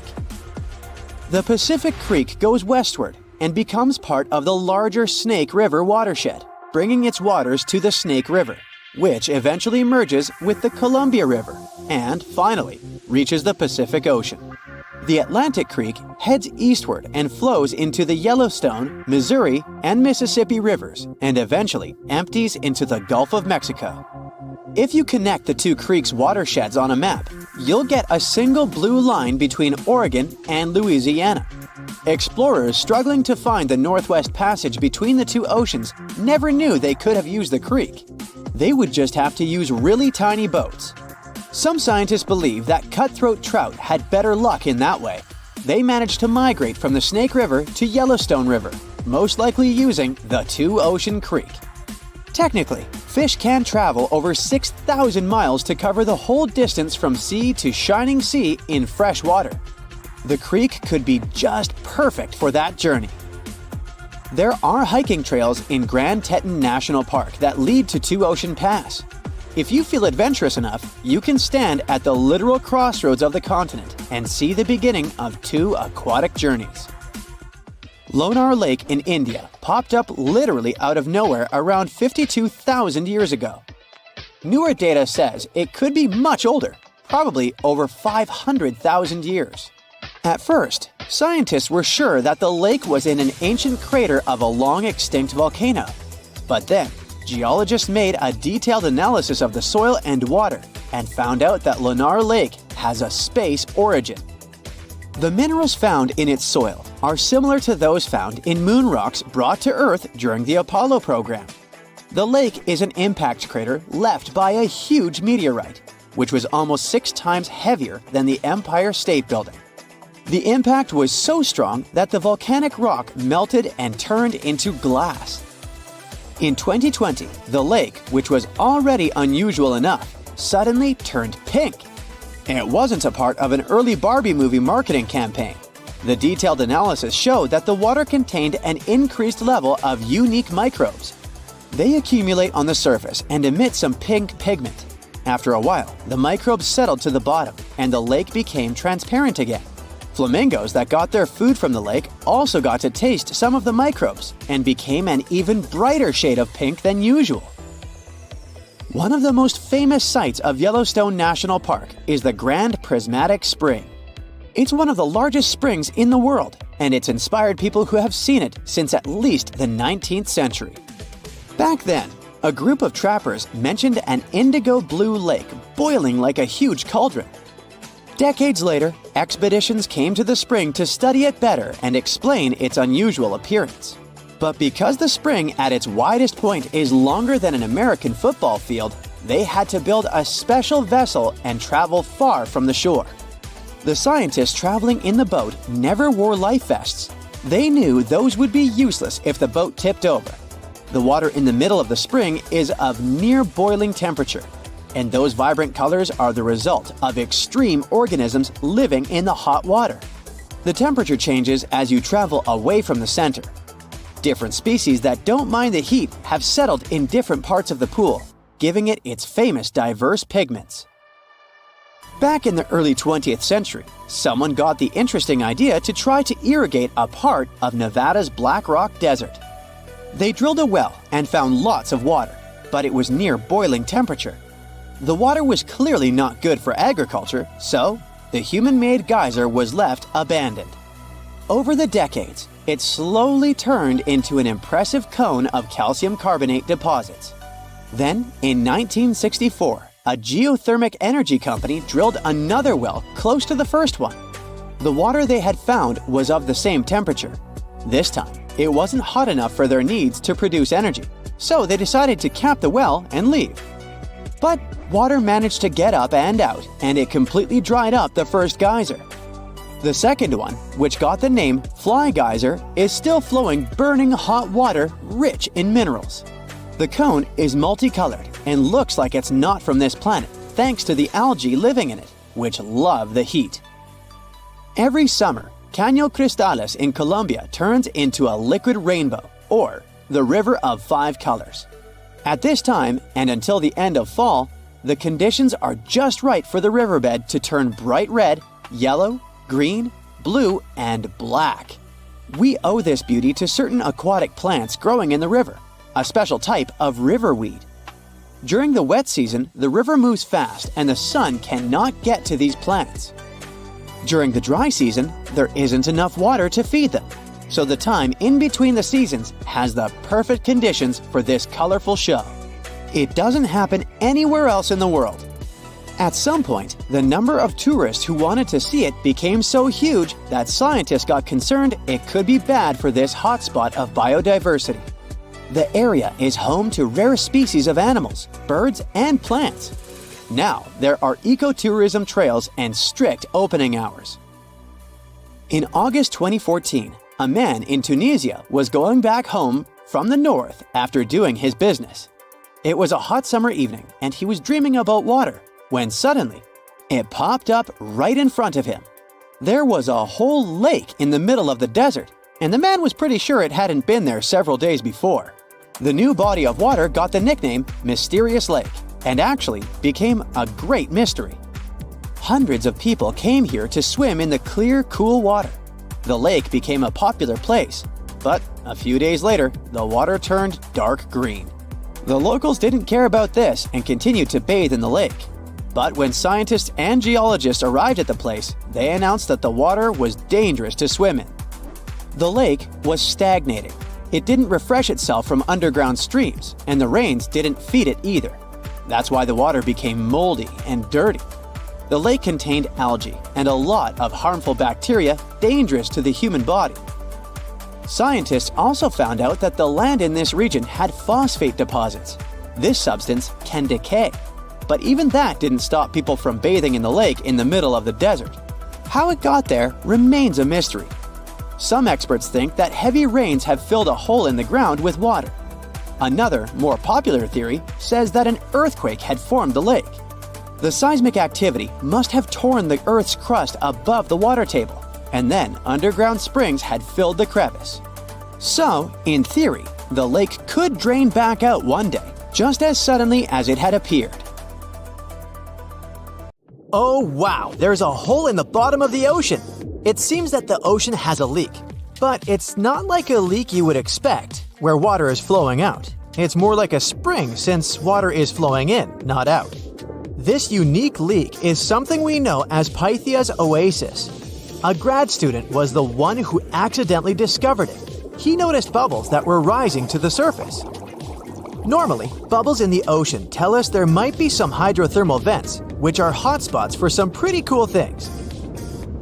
These vents are actually like hot springs on the seafloor, but instead of bubbling with warm water, they release a fluid that has been superheated in the crust of our planet. When seawater seeps into these cracks and travels deep into the crust, it comes into contact with the extremely hot mantle. This heats seawater to very high temperatures, and as it moves back up towards the surface, it carries dissolved gases and minerals. When the hot fluid shoots out of the vents, it mixes with the surrounding seawater and quickly cools down. Just a short distance away from the vent, the temperature can drop to a comfortable 68 degrees Fahrenheit or so, which is, as it seems, exactly what some creatures like. And there are some real weirdos living down there in the darkness, like ghostly fish, giant red-tipped tube worms, and a unique type of shrimp with eyes on their back. And some of them, like tube worms and bacteria, rely on the chemicals and minerals released by the vents to survive in harsh conditions. But in this case, the bubbling water didn't come from a hydrothermal vent. It was there because of a spring, and that's a bit more concerning. You see, the water in this reservoir needs to stay where it is. If too much of it seeps out, there could be some serious consequences, especially for the surrounding area. You can see this unusual leak along the Cascadia subduction zone, which is a massive fault line off the Pacific Northwest coast. It's a place where two pretty big plates that make up Earth's crust come together and slide along each other. The water from Pythia's oasis kinda acts as a lubricant between these plates. You can think of the fault zone as an air hockey table. When the fluid pressure is high, it's like you've turned the air on. That means the friction between the plates is reduced, which allows the plates to move. But if the fluid pressure is lower, the two plates can lock together, which then leads to the buildup of stress. Not that they'll feel bad. In the context of tectonic plates, stress is some pressure or force that can cause deformation. And if this stress starts to build up, at some point, it's gotta go somewhere. When it's too much, it can trigger earthquakes and most likely, not small ones. For example, a release of stress in the Cascadia subduction zone could lead to a magnitude 9 earthquake. For comparison, the biggest earthquake we've ever recorded happened in Chile in 1960, and it had a magnitude of 9.5. The damage was enormous. So we hope the water will stay in its reservoir and keep maintaining the delicate balance between the tectonic plates. We've explored only 5% of the ocean. Who knows how many cool things are there at the bottom, waiting to be found? For example, check out these mysterious holes scientists have stumbled upon in the depths of the Atlantic Ocean, near the Azores. They're neatly aligned and are about 4 inches apart, or in some cases, even several feet. They resemble punctures left by a sewing machine. Some think these holes could have a biological origin. For instance, some fish may have made them while walking along the seafloor. Others believe we could be looking at something that's human-made, maybe left by a spiked tire. Of course, such holes are perfect for making up stories about creatures from other planets who allegedly made them. Or maybe even legendary monsters, like that one from Loch Ness. It's definitely hard to explain such symmetry of the holes, but one deep-sea biologist offered a pretty good explanation. He said there could be an animal burrowing beneath the sediment, and from time to time, it could make little chimneys just to get access to clean water circulation in its small burrow.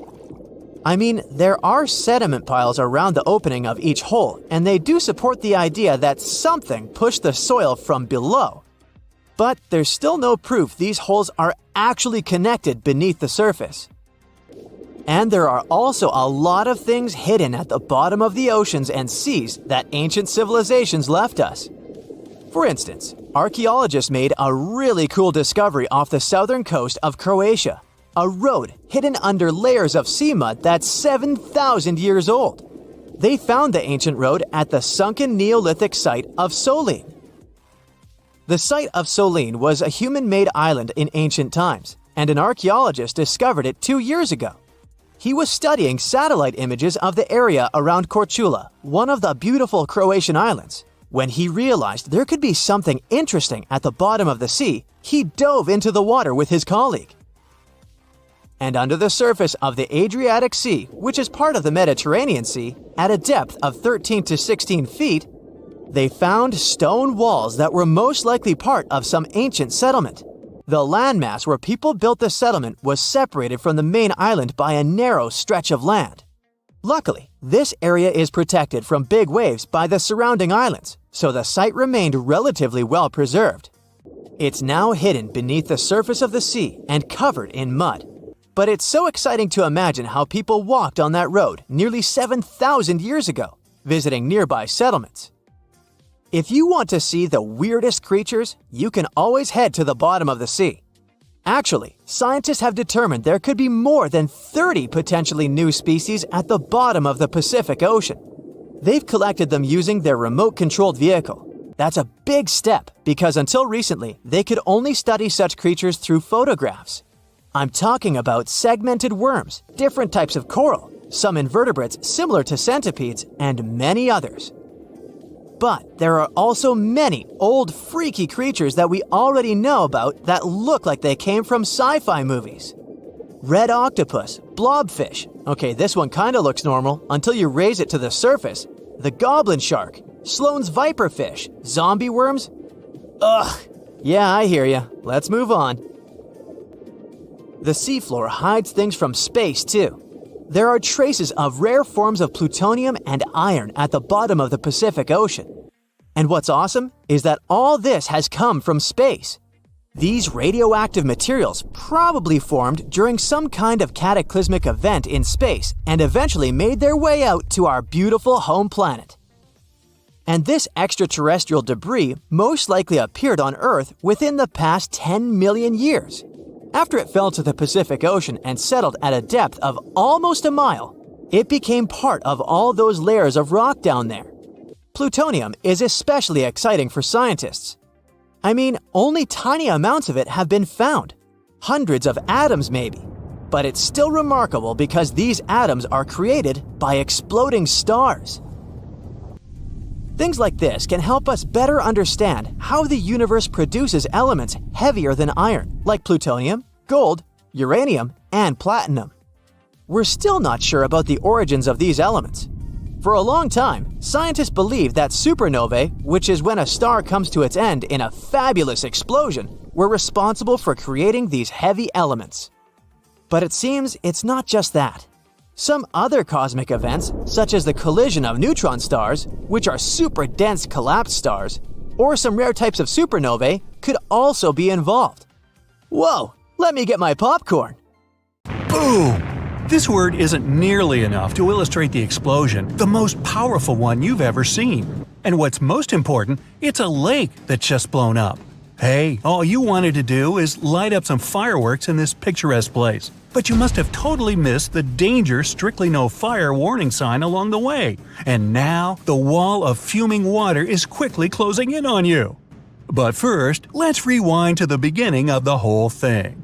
You're in Alberta, Canada, and have just arrived to Abraham Lake for a hike of your life. The lake is frozen, and the view is awesome. Those bubbles under the ice look like hundreds of frozen jellyfish. In reality, they're made of methane, a toxic and highly flammable gas produced by bacteria living on the bottom of the lake. That's why the sign is there. If you so much as light a match on this ice, it might set the whole thing on fire. Luckily, you've taken note of it on the way here and put away the fireworks you wanted to light up. Another place, another time. Another lake. This one's not frozen. In fact, it probably hasn't seen a winter since the last ice age. We're in Cameroon now, and the place is called Lake Nyos. It looks peaceful, but make no mistake, its orange-brown waters hide a deadly secret. The lake rests atop a highly volatile area, and the fissures in its bottom let out massive amounts of carbon dioxide. When the ground shifts, this gas spills out of the lake and flows miles around it. The concentrations are so high that one breath of it would make you faint, and you'd have zero chance of waking up. You get the picture. But the most sinister thing about it is that the CO2 doesn't have a smell or color, so you wouldn't even see it coming. Local authorities have set up a system of pipes that drains the gas from the lake, making it relatively safe for people and animals in the vicinity. And another toxic lake, Kivu, on the border of Congo and Rwanda, has even been made to provide energy for millions of people thanks to its gases. While we're in Africa, the Danakil Depression in Ethiopia is also worth a blood-curdling visit. Dubbed the hottest place on Earth, it sure lives up to its name. The ravine is peppered with extremely hot springs, toxic acid ponds, and active volcanoes. The landscape is surreal, to say the least, and is probably the only inhabited place on Earth where no life can exist. The Afar people live here all year round and gather salt around the springs for trade, while scientists couldn't find any evidence of microbial life in those. Humans are notorious for settling in places most would gladly avoid. Take Mount Tambora in Indonesia. Thousands of people have been living on and around its slopes for centuries until the fateful day in 1815. Tambora is a volcano, and that year it decided to erupt, resulting in a blast that obliterated everything on the island and was heard almost 1,000 miles away. It spewed out so much volcanic ash that it fell in sheets on the surrounding isles and caused a year without a summer in the whole northern hemisphere. It was the most powerful eruption in the last 10,000 years, and Mount Tambora became as much as 5,000 feet lower after it. But back to our time. There's an island you won't be allowed to visit, but I bet you wouldn't want to anyway. The Snake Island in Brazil is home to thousands of snakes, as its name implies. The moment you step on its soil, you're in grave danger of being bitten by a viper. The island is also the only place you can meet a golden lancehead viper, the encounter of a lifetime, literally. This place is so dangerous that Brazil has banned tourists and any other visitors from it unconditionally. Okay, gotta go. Now, get your warmest clothes on and don't forget a fur face mask. We're going to Omayak in Russia. It's a small town in the far north that's often called the coldest place on the planet where people still live. The only place with a lower average temperature is Antarctica, and that's saying something. In the winter, if you so much as forget to put on a sweater, and a fur coat, you'll get frozen to the bone in mere seconds. Temperatures here drop to the chilling minus 96 degrees Fahrenheit. Fresh fruit turns to chunks of ice in minutes and becomes so hard you could drive nails into wood with an apple here. Now, before you freeze in place, let's go somewhere no boat will take you. The Skeleton Coast in Namibia. No, really, you can only drive or fly in here because boats and ships won't go near the place. The waters are treacherous, sudden gales toss vessels around, and sharp rocks hiding underwater are all too happy to ram into their hulls. The coast itself stretches for hundreds of miles and is divided into southern and northern parts. Visitors on all-terrain vehicles are allowed freely into the southern part, but only about 800 people a year can get to the northern one, and only with guided tours. People are known to have been lost in this desert forever, and it's a daunting place to go. It got its name from numerous animal carcasses found here. Still, about 50,000 indigenous people managed to survive in this place, along with adapted animals, lizards, hyenas, and even elephants. Now, you'd expect a living destruction machine anywhere but the heart of Europe. Naples, one of the most famous cities in Italy, is built on top of an active supervolcano. In 2018, scientists noticed this monster of a mountain was building up magma in its depths. They say it isn't likely to erupt in the near future, but there's a smaller yet no less dangerous volcano just a few miles off, the infamous Vesuvius. You might remember it for the immolation of the Roman city of Pompeii about 2,000 years ago. You might, but I wasn't around then. This one has been active for a long while, and both citizens and guests of Naples put their lives at stake every single day they spend in town. But hey, while you're there, try the pizza. Northeast of France is also an unwelcoming place. A chain of areas has been dubbed Zone Rouge, or Red Zone, and declared off-limits since the 1920s.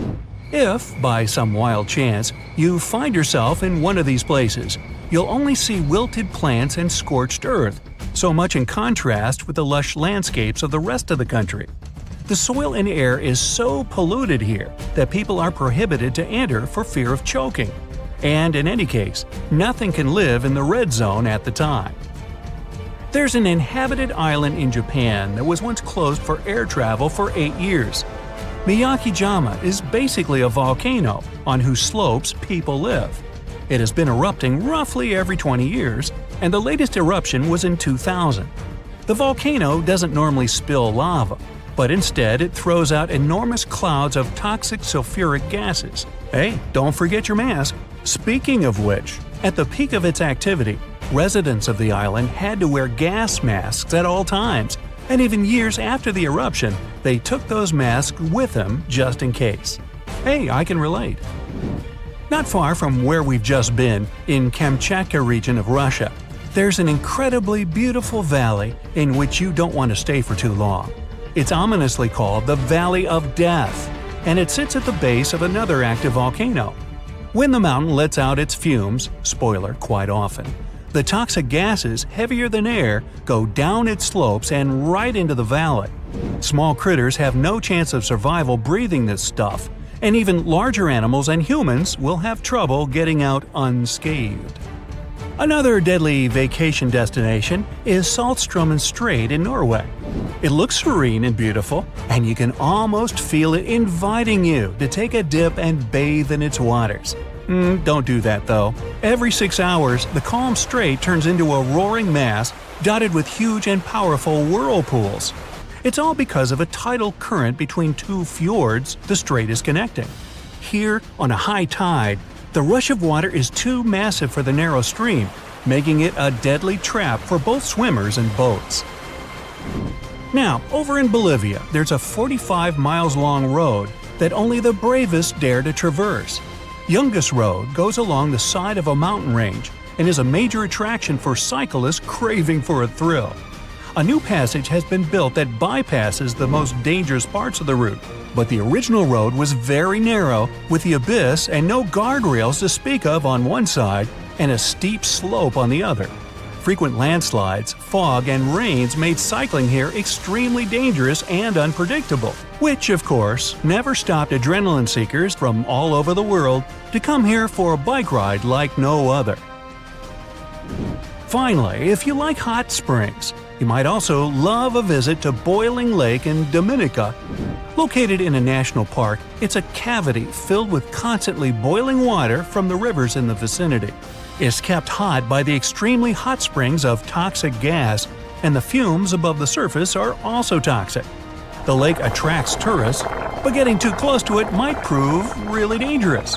It's known to burst, flooding the surrounding area with clouds of gas. Most rivers in the world flow into the sea, but the Okavango in Africa takes its massive waters right into the Kalahari Desert. And it looks like this river manages to do the impossible and defies gravity. The Okavango starts in the highlands of Angola, runs for 1,000 miles like any other normal river, and then drops into the largest inland delta on Earth, known as the Okavango Swamp. The delta has land slopes dropping at nearly 150 feet, which is about half as tall as the Statue of Liberty. The area where the Okavango Delta is now used to be part of a lake that dried up around 2,000 years ago. It takes the Okavango water several months to complete its journey, and the landscape there is never the same. The first European to have found the delta was the Scottish explorer David Livingstone. Yeah, the Dr. Livingstone, I presume, guy? That's him. When he first saw it, he was shocked as he noticed that the water seemed to be flowing backward and even uphill. He saw two strong watercourses connecting the Okavango to the wetland systems to the east. Decades later, other explorers saw them completely dry. Several years later, the watercourses were full again, and they kept emptying and filling up, sometimes changing direction. Scientists managed to explain this mystery when they found a hidden network of faults, part of the Great Rift Valley, under the sand. When major earthquakes happen, like the one in Indonesia in 2004, the Earth sets off a chain reaction. Tiny cracks underground shift just enough to send a trickle of water down the river, and a flood begins, raising the water levels. Plus, in May and June, when winter begins in the southern hemisphere, floods bring more fresh water and life to the swamp. Islands get submerged completely during the peak floods and then resurface again at the end of the wet season.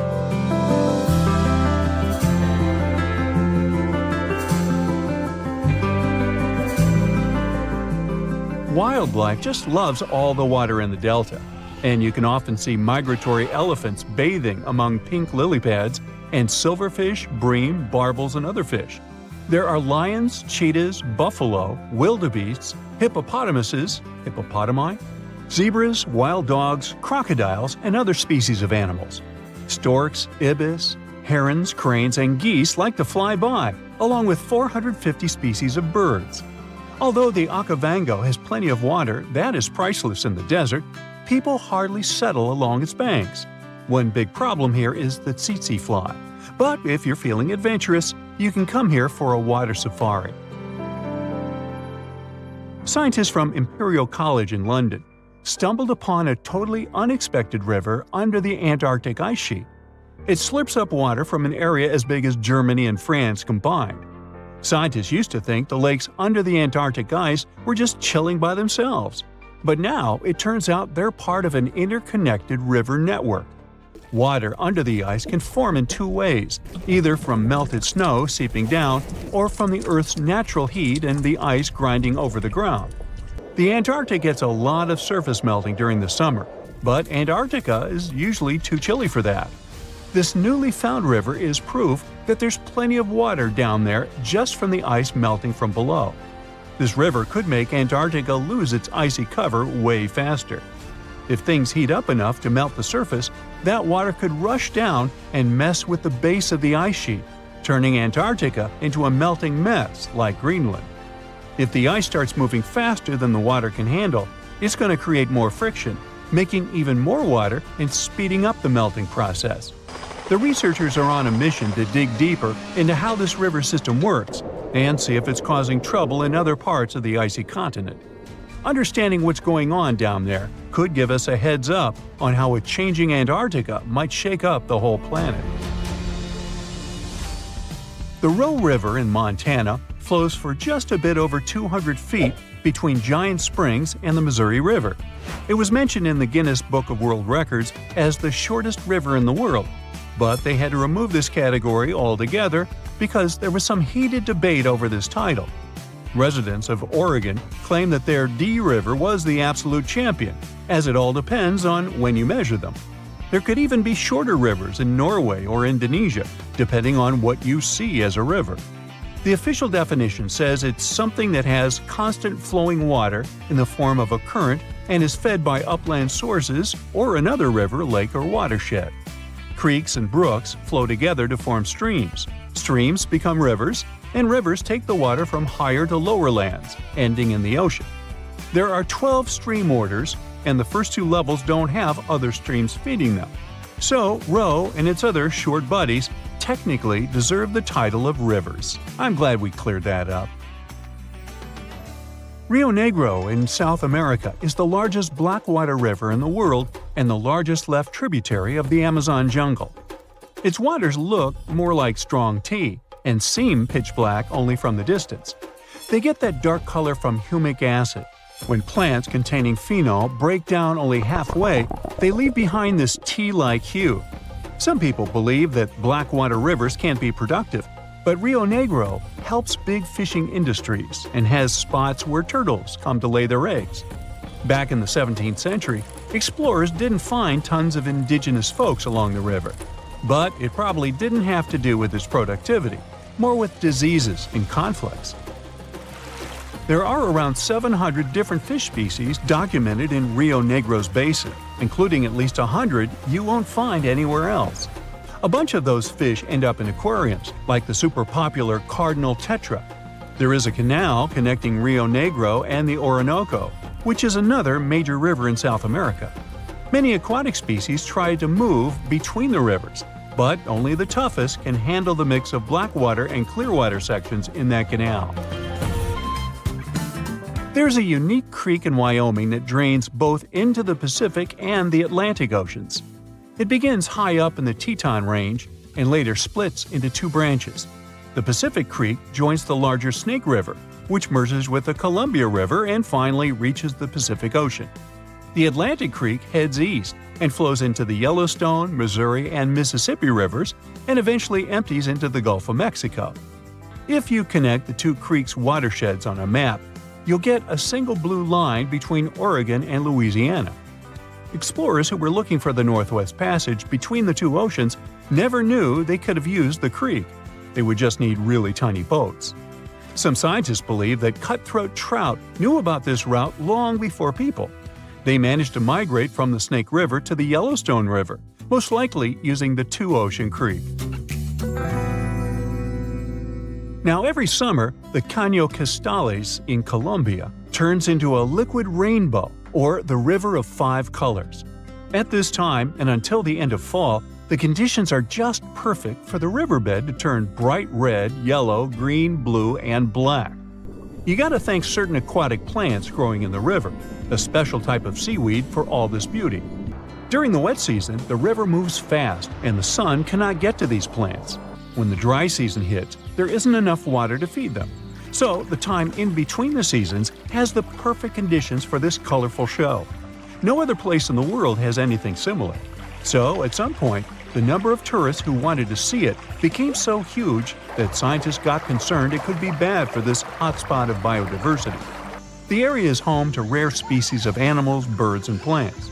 Now, there are ecotourism trails and strict opening hours for visitors.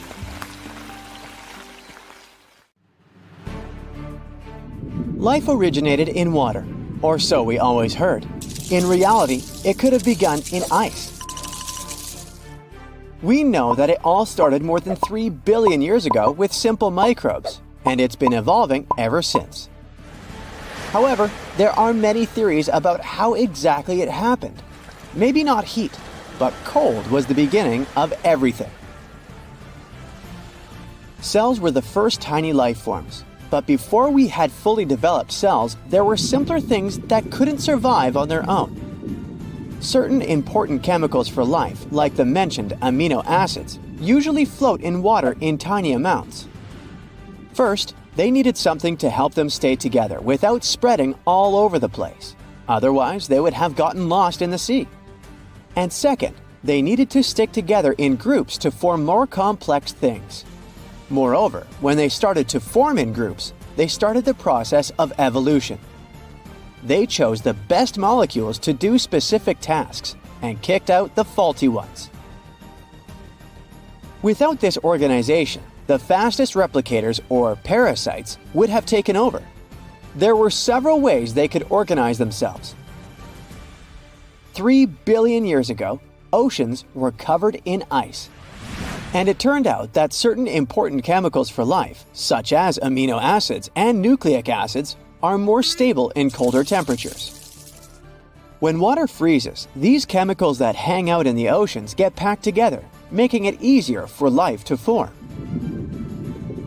Or maybe what helped them were special spots called hydrothermal vents.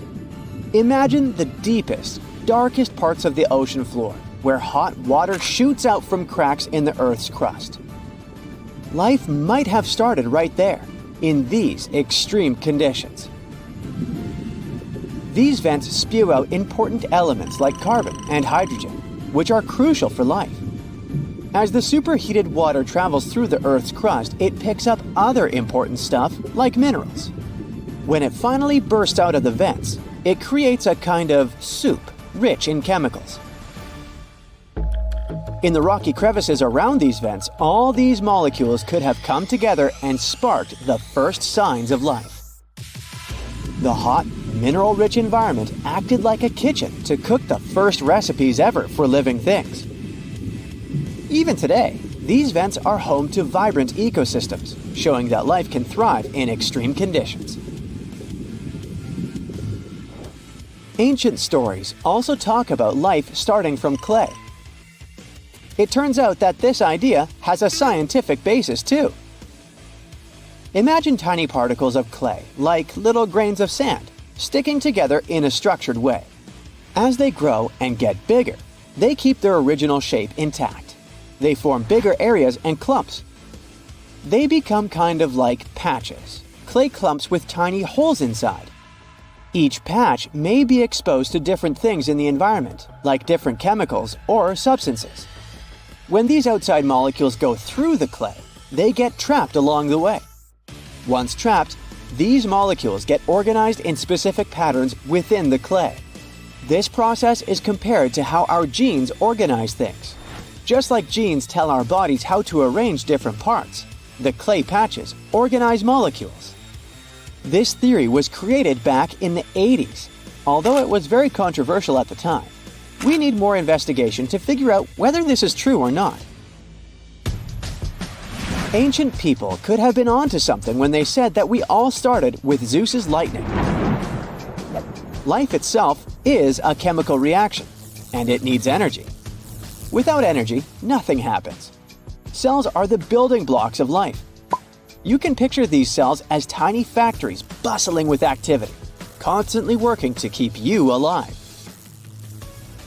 Just like every factory needs a power source to keep its machines running smoothly, they need energy to do their job.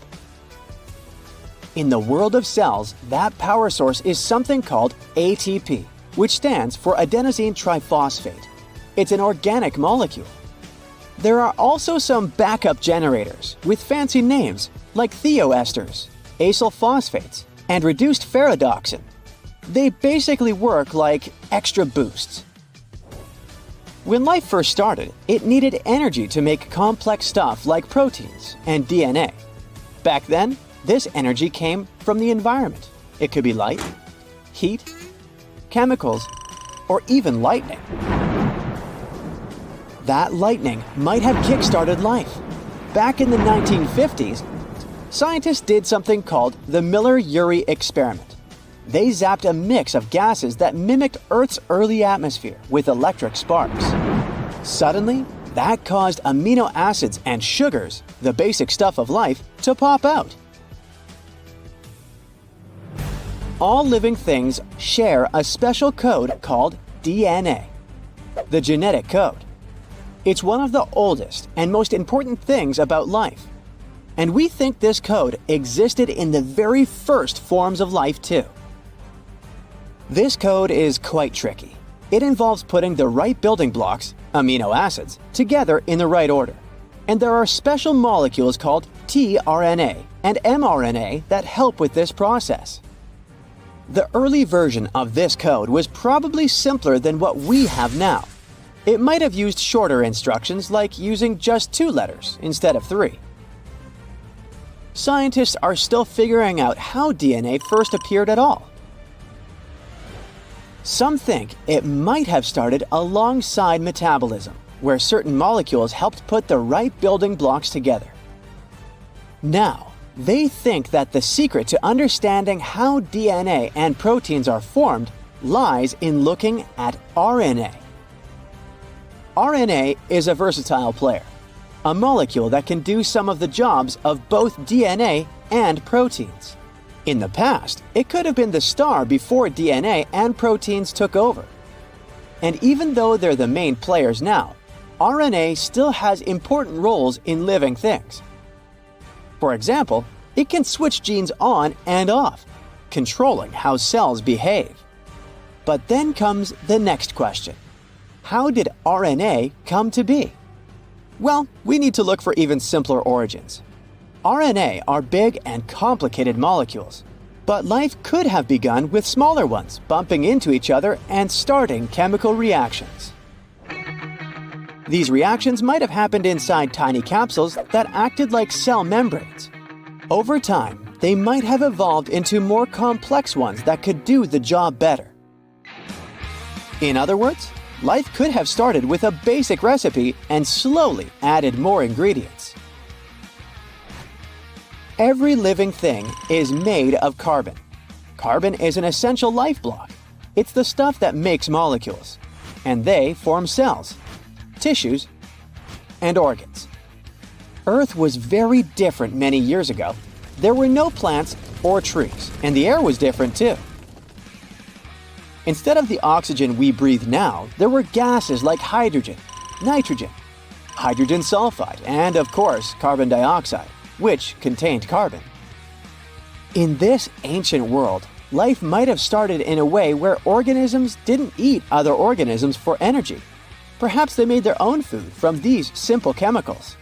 They could eat this carbon dioxide, kind of like plants do today, and this is where they receive their carbon from. We call this autotrophic origin. They think that certain metals like iron and nickel, along with minerals containing them, played a big role in this process.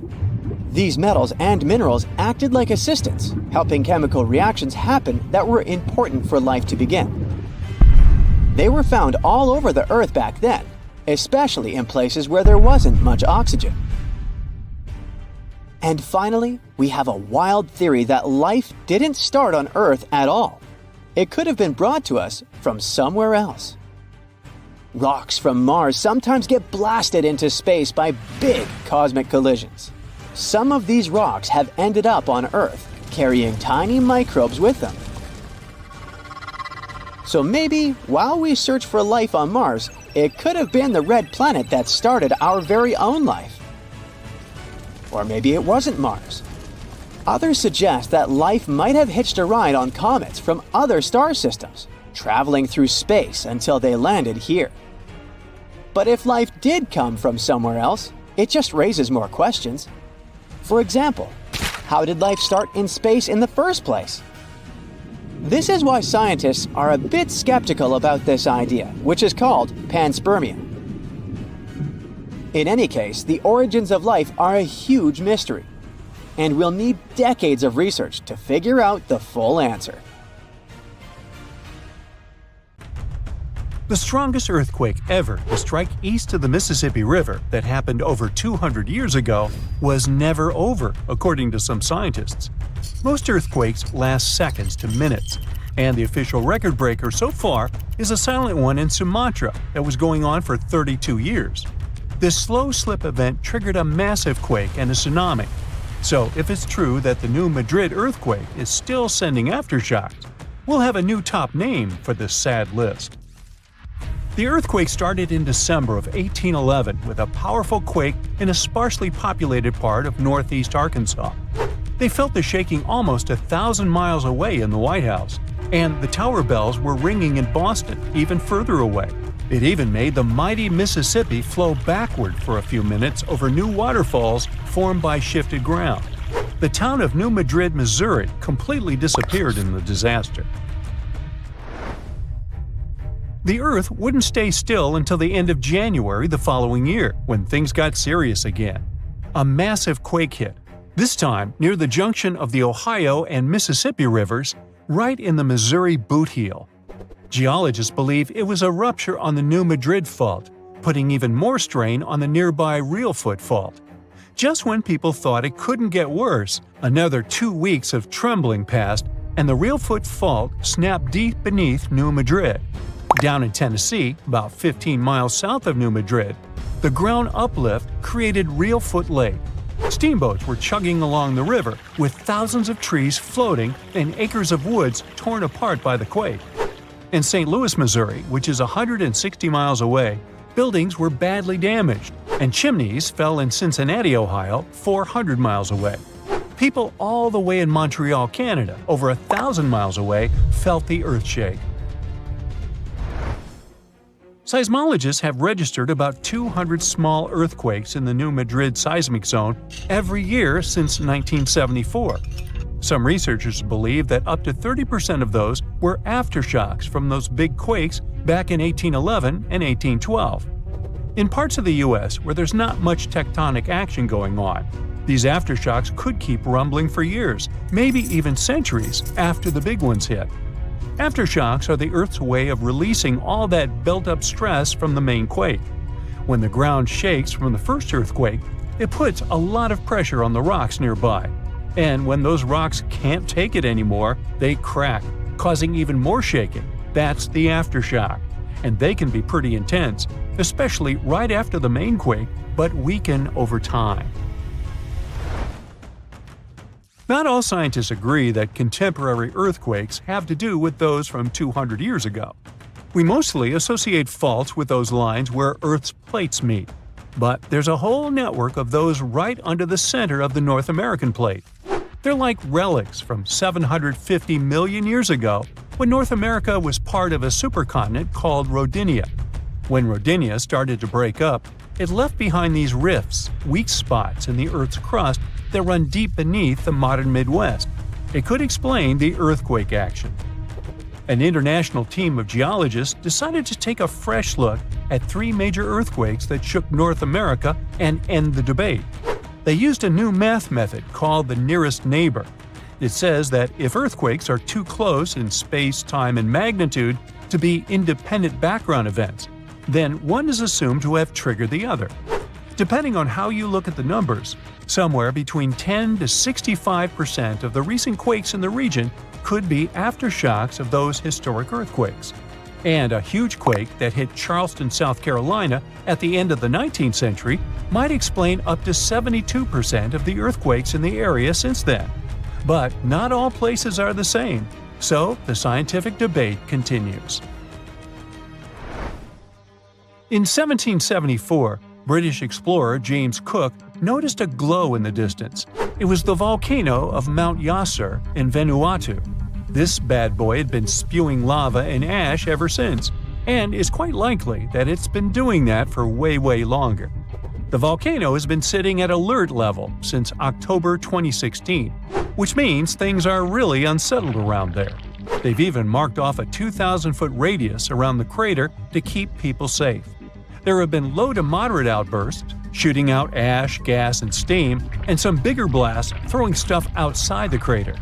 Satellite images have picked up on some hot spots of sulfur dioxide plumes, showing that Yasur is still cooking up a big storm down there.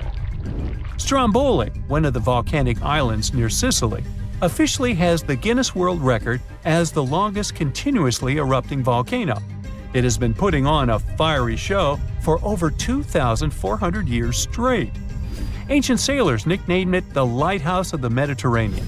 Most of the time, Stromboli's just spitting out spatter, but every now and then it throws in some lava flows or shoots up some moderately high fountains. Sometimes you might even catch a glimpse of steam-driven outbursts. Over 200 million years ago, the world went through a major makeover, with not 1, not 2, but 4 massive volcanic eruptions changing the game. It all happened in Rensselaer, a large chunk of island that used to be a supermassive volcano stretching across what's now British Columbia and Alaska. This volcanic activity might have helped dinosaurs grow from cat-sized critters into giants we saw in Jurassic Park. It kicked off a 2-million-year rainy season. It made the whole world hot and humid, and the dinos just loved it. Researchers dug deep into sediment layers beneath an ancient lake in China to uncover these secrets. They found traces of volcanic ash and mercury, clear signs of those epic eruptions. There were carbon signatures showing huge spikes in carbon dioxide levels, making the atmosphere toasty and the rain pouring down. It all happened in 4 separate pulses, each triggered by those monstrous volcanic blasts. There's a spot in a national park not too far away from Sydney, Australia, where a fire has been raging deep underground for at least 6,000 years. They call it Burning Mountain, and it's a coal seam fire, burning its way through a layer of coal beneath the Earth's surface. Once these underground fires start, they're pretty much impossible to put out. This ball of fire is up to 30 feet wide and extremely hot, but there's no flame, it's smoldering. The fire has been creeping along at a pace of about 3 feet per year. A local farmer first spotted it in the 19th century and thought it was a volcano. The people who have lived here for ages believe this place is sacred. They've used it for cooking and crafting tools, and tell that it started from a widow's tears or the torch of a hero. But experts think it could have been a lightning strike or coal heating up like a summer barbecue from the interaction with oxygen. Some say it might have been burning since before the dinosaurs roamed the Earth. No one knows exactly how long this mountain will burn or in what direction it'll move. Right now, the coal has enough oxygen to burn for centuries or even millennia without human intervention. The fire is heating up the mountain like a giant oven, making it crack and crumble, inviting in more oxygen to feed on. Even if humans decide to take action, these coal seam fires need truckloads of water and liquid nitrogen to tame them. Several years ago, explorers noticed that the smolder was creeping close to a cliff overlooking a little river. And depending on what the coal seam decides to do next, we could see some dramatic changes here in the coming decades. There could be flames with much more heat, or the coal seam could go deep, extinguish itself, and smolder out. A ship is traveling across the Atlantic Ocean when a storm starts. At first, the situation doesn't seem to be very bad, but soon, people on board the ship realize that the storm is intensifying. Waves are huge, and nothing can save the ship. It's starting to sink. On board, there's only one lifeboat. Sadly, it can only hold one person. The captain is in a terrible situation. He needs to decide which passenger can be given a chance to survive. Besides the captain, there are 8 people on board. Some of them seem to be lovely. Others look like villains. But you might not know the truth until it's too late. The first passenger is Alex, a 28-year-old talented artist. He's just had his first international exhibition and is boasting about that left and right. He claims to dream of inspiring the world with his art, but did I mention it's his shy twin brother who painted those masterpieces? And Alex just steals his shine? Next is 23-year-old Maria, who's 8 months pregnant. She's quite spoiled, often behaves unreasonably, and treats the staff on board badly. She's traveling home to her husband, but little does he know that the kid is not his, but his best friend's. And she's been cheating on him since forever. Though we can't let this innocent soul perish, can we? Despite his untidy appearance, this 65-year-old scientist, Professor Marcus, is a leading researcher in the field of gene therapy. He's working on a breakthrough that could save millions of lives, but there are skeletons in his closet too. It's been 15 years since anyone saw his wife, Judith. Does Marcus's scientific progress have something to do with the mysterious disappearance of his wife? Dr. Anna is 34 years old. She's a surgeon who's saved hundreds of lives during natural disasters. She succeeded as a doctor, but failed as a parent. Her 3 daughters live with their dad and don't want to hear anything about their mother. 78-year-old Teresa is a widow whose family gave up on her because of her bad temper. She's traveling for the last time in her life to visit her late husband's grave. A little boy, Mark, is just 7 years old, but his unruly character has caused a lot of arguments between the other passengers. He's traveling alone since his parents are supposed to meet him on the shore. This brat's parents are too busy working, so he gets more and more uncontrollable. Who knows what he'll be capable of doing in 10 years or so? A robot android, Alpha 3, is also on board the ship. It has an artificial intelligence created to assist in expeditions. It can also control the ship in emergency cases. And the last passenger is Emily. This beautiful and charming woman is 30 years old. She lives off of powerful, old, rich men and has enough money to burn. She hasn't worked a single day in her entire life and just travels the world. To make his choice, the captain invites each of the passengers to listen to their stories. He asks each of them just one question. Why would you be the one to survive? Alex says, "You see, my art can inspire and change the world. Looking at my works, they help people see the beauty of life, especially during difficult times. I must continue living. I have so much to show through my paintings." Maria answers, "Can't you see that a new life is growing inside my body? It's me and my unborn kid who must survive. We risk losing a talented doctor or an artist in the future. It's not just my life we're talking about." Professor Marcus says, "My work is not finished yet. It might save thousands of lives. I'm close to a breakthrough and I need to live to make it." Dr. Anna says, "My hands save lives. I have proven many times that I can do the impossible in extreme conditions. The world can't lose my skills and knowledge." The elderly woman begs, "Please, you must understand me. I might have lived a long life, but I want to see my husband's grave." Mark says, "I'm still a kid. My parents are waiting for me at home. I want to hug my mom and dad." Alpha 3 states that it was created to serve and help people. Its ability to analyze situations and make rational decisions in a crisis can be used to prevent future disasters. Emily admits, Look at me. Doesn't every person have their unique value? I'm young and beautiful, and I have a lot of potential. Surely you see it. the captain is desperate. How can he, a mere mortal, decide who should live and who he should take this chance away from? After pacing his cabin and hitting the walls with his fists, he decides to, estimate passengers' value and see how useful they are. Alex, as a talented artist, can influence society through his art, providing inspiration for thousands of people who will see his masterpieces. But no one knows where his ego can bring him. Plus, remember who the real artist is. Saving Maria means saving her unborn child. But however cynical it may sound, the contribution of these two lives to the future of society is assumed, but not guaranteed. What if that child grows up to become a criminal?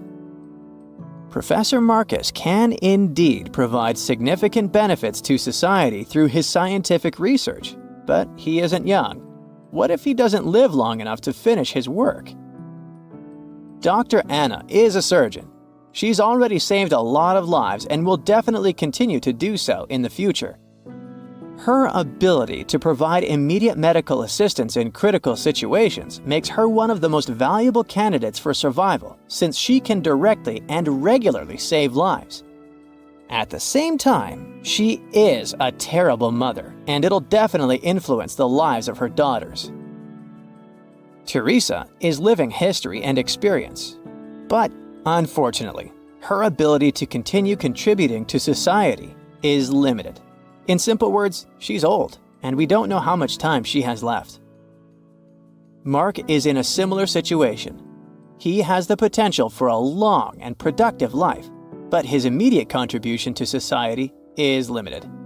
His survival is based on the potential for future contribution, which is difficult to estimate at the moment. Alpha 3 can provide valuable technical assistance and functional support, but as a robot, it does not add to human well-being directly. As for Emily, despite her beauty, her achievements are minimal. On the other hand, she's only dating wealthy and influential people, and thus has a lot of influence on society of her own. Now, from the perspective of how much profit each of the passengers can bring, saving Dr. Anna seems to be one of the most logical choices. Her knowledge and skills can save many lives in the future, which means the greatest good for the greatest number. But let's have a look at the captain's choice. In the end, after listening to all the passengers and pressed for time, the man decides to save Emily. Can you figure out why he's made such an unexpected choice? Write your answer in the comments below. You can also pause the video to think it over. Okay, I suppose you're ready for the answer to be revealed. You see, even though each passenger presented very compelling arguments for why they should be saved, the captain was particularly moved by Emily's charm and attractiveness. And even though there were more logical candidates in terms of utilitarianism and humanism, the captain succumbed to his personal feelings and preferences, which influenced his decision. This riddle illustrates that in real life, people often make choices based on their sympathies and preferences rather than logic or public benefit. This is because emotions and personal relationships can have a strong influence on our perception of situations and decision-making. Here's a real-life example. HR managers tend to choose candidates they like or share common interests with, and it doesn't matter that other candidates might have more suitable skills or experience. This phenomenon is known as the similarity effect. Now, I've got an important question for you. Which passenger would you save? Share your choice in the comments. But I'd like to remind you that there is no correct answer. In November 2020, a wave the height of a 4-story building was recorded off the coast of Vancouver Island, Canada. The team at Marine Labs, the company that operates the buoy that got caught in it, couldn't believe the data they saw. Everything was normal, then, unexpectedly, a vast force came, pulled the buoy down, and then sent it up to a peak before taking it even deeper. The probability for such a huge wave to form is once in 1,300 years, so they had to be sure it wasn't a technical mistake. Marine Labs sent the data to a rogue wave scientist at the University of Vancouver. They analyzed and validated the findings and shared them in February 2022. The wave officially became the most extreme rogue wave ever officially recorded, as it was 3 times the height of waves around it. Luckily, this giant didn't leave any damage, as it happened too far offshore.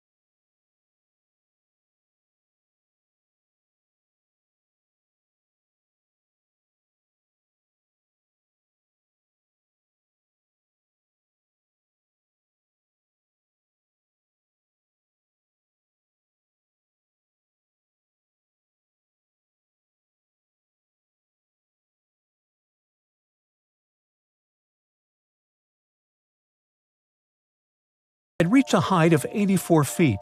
The waves surrounding it were twice as small. The rig was built to withstand waves up to 64 feet tall and had the most advanced sensors for its time. It became a sensation in the scientific world because it wasn't like any other type of wave they'd studied before. So they gave rogue waves an official definition. It's a wave more than twice as tall as others around it. These bad boys, also known as freak waves, monster waves, and episodic waves, can pop up lightning fast in a stormy sea or show up out of nowhere in calm waters. They have steep sides and a deep trough below, and look like a wall of water rising out of the sea. They're so intense that they can even swallow up rescue helicopters just trying to do their job. Rogue waves aren't the same as tsunamis. Tsunamis happen when there's a big shift in water, like an earthquake, volcanic eruption, or landslide. They mess with the entire water column. At sea, you might not even notice a tsunami cruising beneath you, but near the shore, as it hits shallow waters, those waves can shoot up to crazy heights. Rogue waves are formed at the surface level, although sometimes they can form deep below, and these are called rogue internal waves. Scientists and sailors singled out some statistics. Rogue waves more often form when wave trains run into fast ocean currents. The coast of South Africa is one good place for that. There are concerns that these water beasts may happen more often in the future because there's more energy in the atmosphere and ocean. It means larger and more frequent rogue waves and more ships lost at sea.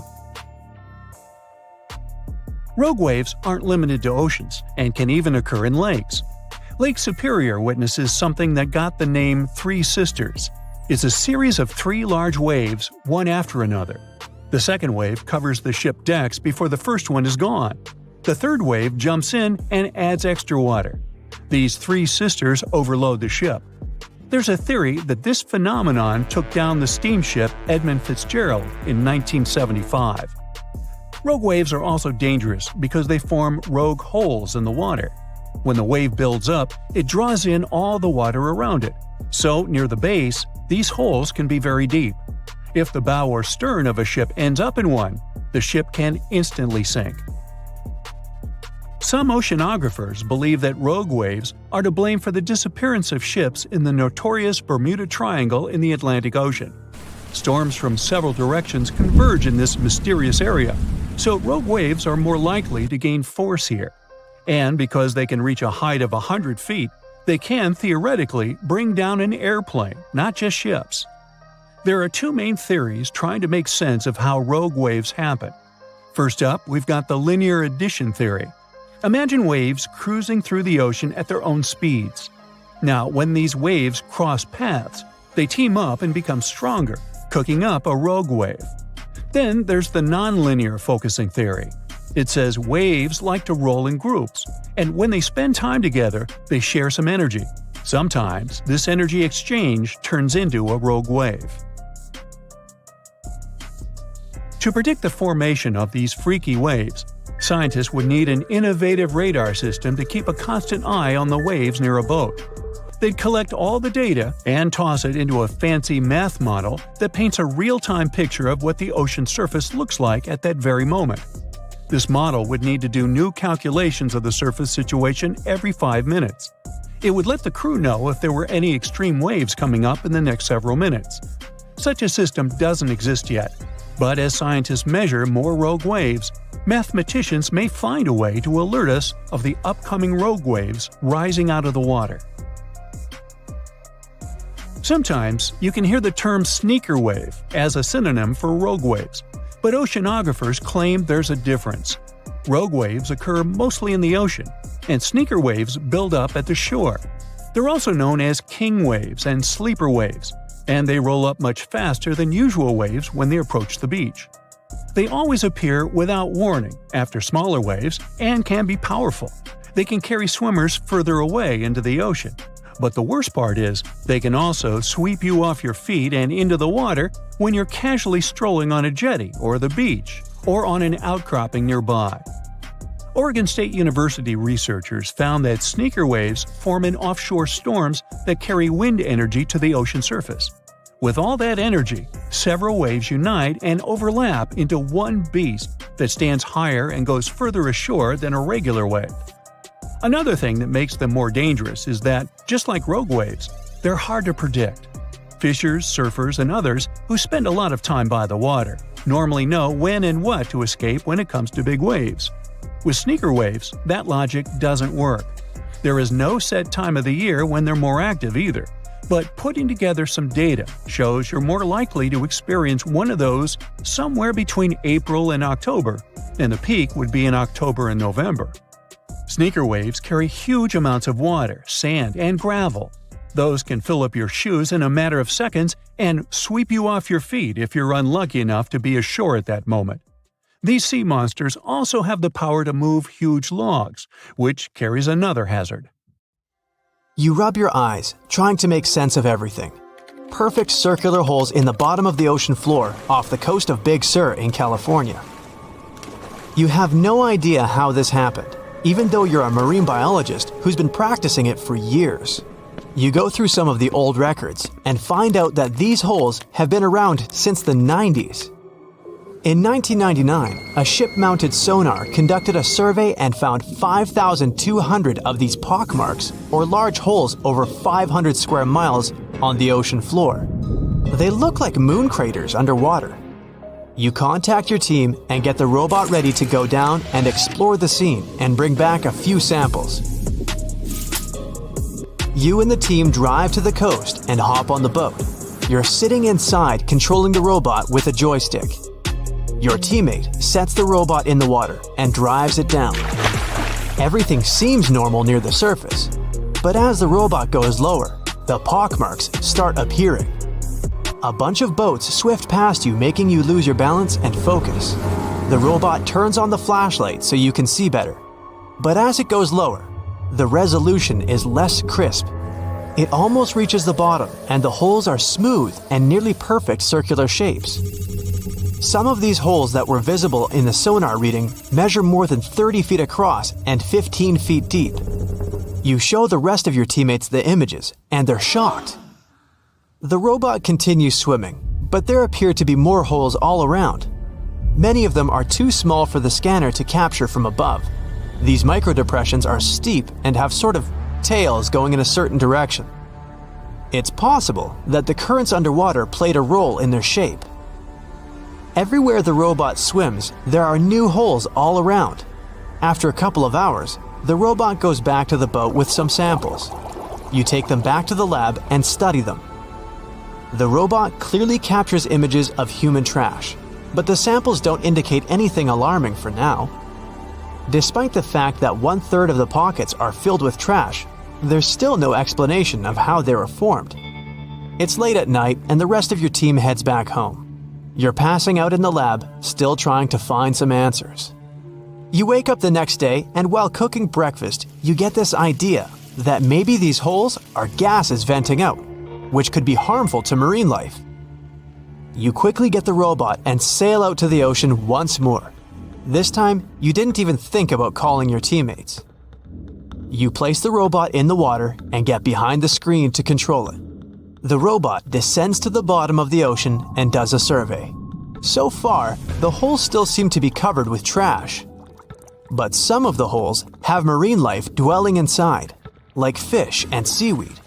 After much scanning, it doesn't look like they're producing any bubbles, which means there aren't any gases venting out, but you're determined to find them. After a while, you reach one of those large pockmarks, and the robot starts scanning around.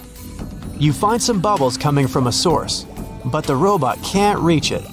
It swims around trying to find a spot, but nothing. You bring the robot back to the lab and work on it. You attach some mechanical arms on it that can lift things and move them. You bring the robot back down to the same spot, but the bubbles aren't as frequent as before. You use the arms to move some of the trash and find out that the bubbles are being produced by a group of crabs chilling next to a pile of plastic. Bingo! The bad news is, you still don't have a clue why the microdepressions and pockmarks exist. As you try to control the robot to go back to the surface, an octopus wraps its tentacles around it, pulling the robot down. You struggle with the controls and push it to maximum power, but the suctions of the octopus are too strong to break off. It's a game of tug-of-war with the octopus and your robot. It takes the robot under a pile of trash, thinking it's lunch. But you use the arms to maneuver the robot out and swim back to the surface. You go back to the lab even more confused. The robot has collected more samples for you to study.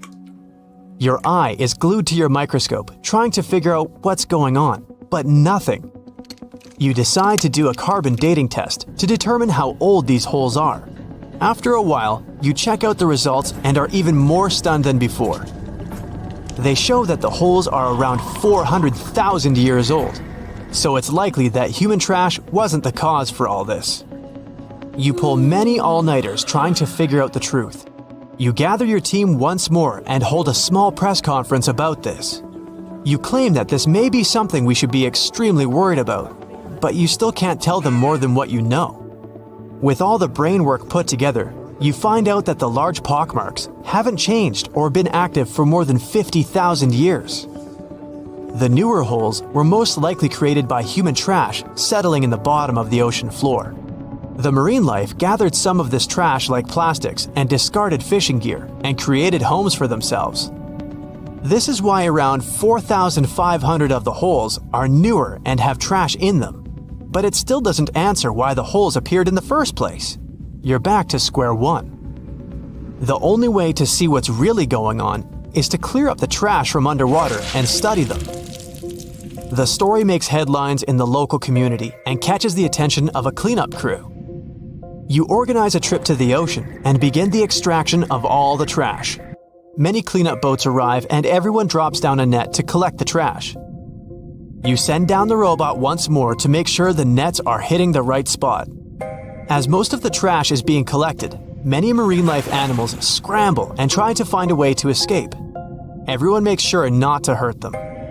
After a couple of weeks, all the holes are cleared up from the trash. You do another sonar scan from the surface and can see the holes clearer than before. But you still don't have an answer for this. You do some more research trying to see if any other holes appeared around the world. On the other side of the country is a mysterious blue hole off of Florida's Gulf Coast. You catch the nearest flight to Florida and make an appointment with the scientist in charge of the expedition. Blue holes are underwater sinkholes that open below the seabed.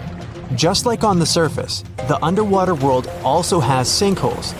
This one is called the Green Banana and is 150 feet below, and the hole is 435 feet deep. You dive with some special gear with the rest of the team to a barren ocean floor, and the hole is right there in front of you, looking like an oasis in the desert. You and the rest of the scientists are surprised by the diverse marine life dwelling within. Some sea turtles swim past you, and even sharks. These ones don't harm humans. Halfway through, you reach a narrow path, which makes it difficult for humans to pass through. But everyone is careful. There are corals, sponges, mollusks around the corner. You collect some samples and go back to the lab. Blue holes in general are richer in nutrients than barren lands and host plenty of unique marine life. They're quite common and don't pose any sort of threat to anyone. After making the connections, you don't think the holes off the coast of California have anything to do with blue holes. The mystery goes on. Now, the Mariana Trench is the deepest and probably the most enigmatic place on Earth, whatever that means. Bizarre creatures, such as deep-sea anglerfish, frilled and goblin sharks, barrel-eyed fish, hatchet fish, live in a crescent-shaped trench in the western Pacific. Just 3 people have ever descended down the Challenger Deep in the southern end of the Mariana Trench. There, at a depth of almost 11,000 feet, vents are bubbling up carbon dioxide and liquid sulfur. Mud volcanoes erupt under the pressure 1,000 times greater than at the surface. And so, it's no place I want to go. So bye! Get back in there. Alright, since you clicked, yeah, you're about to visit places no less mysterious and creepy than the Mariana Trench. Your first stop is Mexico, the Yucatan Peninsula to be precise. See those bottomless sinkholes filled with crystal clear water? It's fresh water that overlies salt water seeping from the sea. The sinkholes are called cenotes. The Mayans believe these natural wells were the gateways to the underworld. Thousands of cenotes, created by collapsed limestone bedrock, form one of the world's longest underwater cave systems. You can easily get lost in this tangled, mysterious network. Now it's time to visit the Caribbean. There, you'll get to a depth of almost 8,000 feet to see the Van Dam vent field. The hydrothermal vents fire out streams of muddy, scalding water with a temperature reaching 400 degrees Fahrenheit. That's almost enough to bake a pizza. These mounds are made of talc, a substance you can find in baby powder. The Van Dam vent field is an oasis for odd species. One of those is kind of a creepy shrimp without eyes. Instead, they're equipped with patches of light-sensitive cells on their backs. Now, you don't have to travel far away. The next enigma on your list is also in the Caribbean. Just off the coast of Belize, there is a giant sinkhole. It's also blue. Yep, that's the Great Blue Hole. The thing is about 1,000 feet across and more than 400 feet deep. Once, a long time ago, this hole was a cave until rising waters filled it, making it collapse in on itself. The deeper you descend into the Great Hole's crystalline waters, the darker it becomes. You see tons of stalactite-filled caves, but don't even try to enter them unless you want to get hopelessly lost. Once you reach a depth of 50 feet, you notice the water shimmer. That's the invisible line dividing the sinkhole's salty top from the freshwater abyss. Time to get out of there. Who knows what you might come across in the murky depths? Your next destination is off the Pacific Northwest coast. Almost 500 streams of methane bubbles were discovered there several years ago. Because of the bubbles, the vents got the name champagne seeps, which sounds better than the fart spas. Scientists are still puzzling over this phenomenon. Where does the methane come from? Underwater cows? Why is its temperature warmer than that of the surrounding ocean? And most importantly, what would happen if you managed to light a match somewhere near a large bubble? Methane is a highly flammable gas, and setting a methane bubble on fire, well, you get the picture. And now you're off to Iceland. The plan is to dive into Silfra, a fissure filled with pure glacier water. This 206-foot deep crack is the only underwater place on the planet where you can touch 2 continents at once. The deeper you go, the darker it becomes. The rocky landscape looks otherworldly. Divers who dare to visit this incredible place risk having their gear frozen, getting hypothermia, or not surviving whatsoever. After all, the water temperature in Silfra Fissure is about 35 degrees Fahrenheit year-round. Your next destination is Scotland. Okay, cue the bagpipes. If you dive in the Gulf of Corryvreckan, a narrow strait between two islands, you'll see massive underwater rocks and deep holes. They create the third largest permanent whirlpool on the planet, the Corryvreckan Maelstrom. The water moves through the strait at breakneck speed. It hits the underwater rocks, and the place looks like a pot with boiling water. The waves, created in the process, sometimes reach a height of 15 feet, and you can still hear the roaring whirlpool from 10 miles away. It's believed the Corryvreckan Maelstrom has swallowed dozens of sailors over the centuries. They were caught unaware by the ferocity of this natural phenomenon and pulled underwater in the blink of an eye. Okay, enough bagpipes. Your adventures are getting more and more extreme. You're heading for Antarctica. There, in the Southern Ocean, you'll find the Ross Sea Ice Shelf. Say that 5 times real fast. Later, not now. It's roughly the size of Spain, with the ocean underneath containing as much water as the North Sea. Once, scientists drilled all the way down through this enormous chunk of ice. Imagine their astonishment when they found life in those extreme conditions. The researchers came across dozens of mysterious species not known before. The most unnerving were upside-down swimming fish and overturned sea anemones hanging in the frigid waters. Hopefully, bizarre places with a notorious reputation don't frighten you. Well, too bad, because you're about to visit the Bermuda Triangle. It's an area between Bermuda, Florida, and Puerto Rico where planes and ships seem to vanish in thin air. For the first time, this place attracted a lot of attention in 1945. That's when 5 U.S. Navy planes disappeared during training. Before radio contact was lost, the flight leader said, "We're entering white water. Nothing seems right." After that, the planes with 14 men flying them disappeared. Even scarier, a rescue plane with 13 people on board never came back as well. Some people believe the mythical city of Atlantis lies at the bottom of the triangle.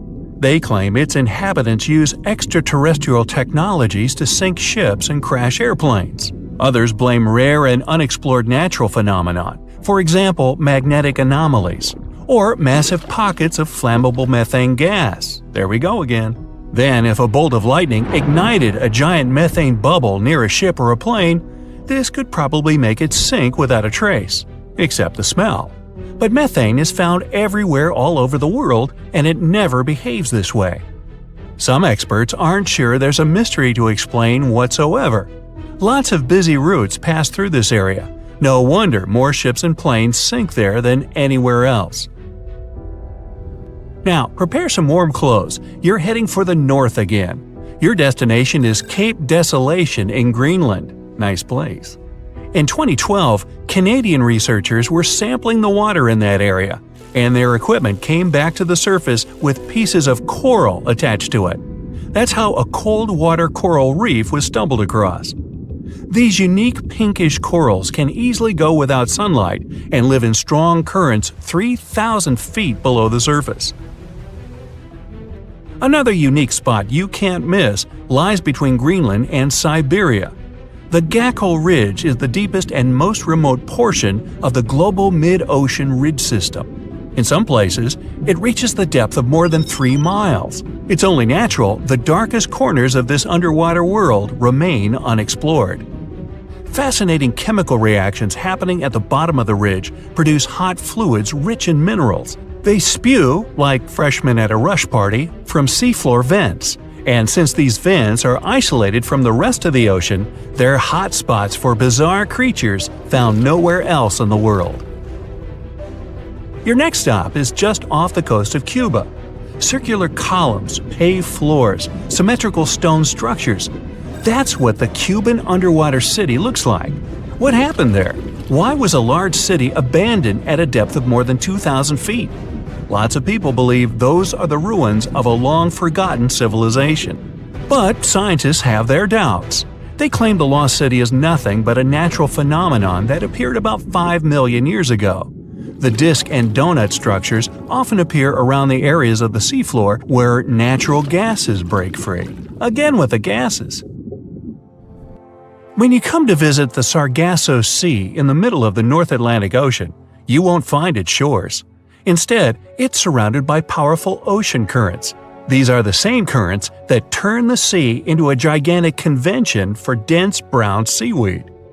In the 19th century, a French ship was discovered in the Sargasso Sea. Its sails were set, but not a single crew member was on board. This mysterious disappearance made people believe the seaweed was carnivorous. The Sargasso Sea is indeed a weird place. It's always eerily calm and unnaturally warm, even though it's surrounded by the churning, freezing waters of the Atlantic Ocean. Could one of these bizarre places become a home to the largest marine predator ever, the megalodon? The giant shark's teeth, some larger than an adult man's hand, have been found pretty much all over the world. But since these creatures preferred warm, shallow waters, they lived along the coastlines of all continents except Antarctica. In other words, it'd be a waste of time to search for the giant predator in the depths of the Mariana Trench, in Greenland, or in Mexican cenotes. But then, could it choose the waters of the Caribbean to hide from the hustle and bustle of the modern world? Don't get your hopes up. There's been no proof the megalodon does exist these days. It wasn't a shy, elusive animal, and still, no one has seen this shark lurking around recently. Not even near the fart spas. One interesting thing that happens in map design is the so-called Baltimore phenomenon, or Baltimore effect. This phenomenon happens when a city or another object is left off a map because there's just not enough space, while smaller cities make the cut simply because there's room for them. The name comes from Baltimore, Maryland, which often gets left out of maps because it's surrounded by bigger cities like Washington, D.C. But on the flip side, sometimes smaller and less well-known cities like Alice Springs in Australia end up on the same map simply because there's enough space for them. Like at this scale, Alice Springs, which give or take 25,000 inhabitants, is labeled, but the huge city of Guangzhou, with over 14 million people, is somehow not. This phenomenon is more common on automated mapping sites, but it doesn't happen at every zoom level.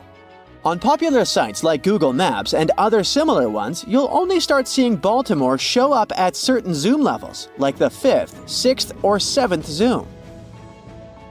Cartographers can tweak their maps to make sure they're useful and convey spatial information effectively, finding the right balance between showing important details and keeping the map clear and focused. The best maps are the ones that show key elements clearly, while still accurately representing the world.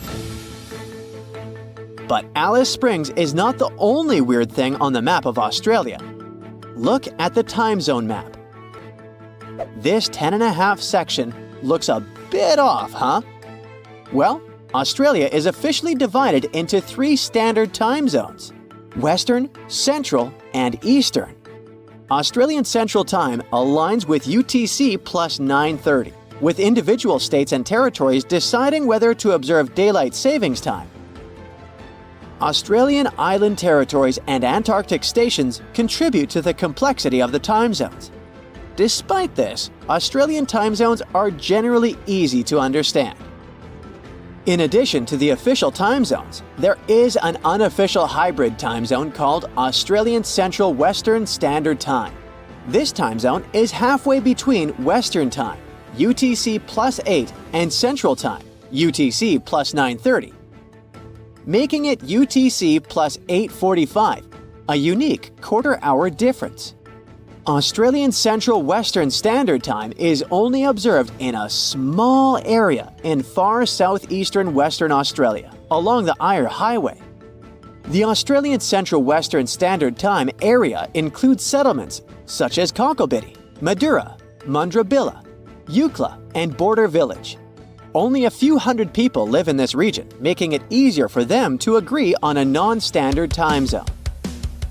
Despite the lack of official approval, Australian Central Western Standard Time continues to be followed due to the significant time gap between Western and Central time zones, especially during the summer when South Australia observes daylight saving time and Western Australia does not.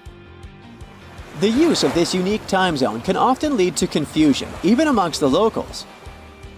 Eucla police, for example, operate on Perth's time zone, causing occasional tardiness to events such as community gatherings. Locals mentioned that in the past, Eucla operated on its own unofficial time, which made things simpler, before the transition to align with Perth time. They also face confusion as their location in South Australia does not observe daylight savings. The history of the Australian Central Western Standard Time dates back to the establishment of a telegraph station in Eucla in 1877. Although the exact origins of this time zone are unclear, it is speculated that it was adopted to avoid confusion at the telegraph station located on the border between Western Australia and South Australia. UTC plus 945 was historically utilized in Australia as a time zone known as Central Western Daylight Time. Certain roadhouses along the Eyre Highway in South Australia and Western Australia adopted UTC plus 945 during the summer months when South Australia observed daylight savings time. While not officially recognized by the authorities, the boundaries of this time zone are clearly outlined and often depicted on local road maps. 5 locations in Australia, including Border Village, Kaiguna, Eucla, Madura, and Mundrabilla, previously observed UTC plus 945.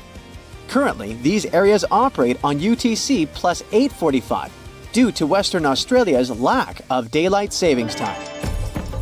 Australia is not the only example of weird time zones.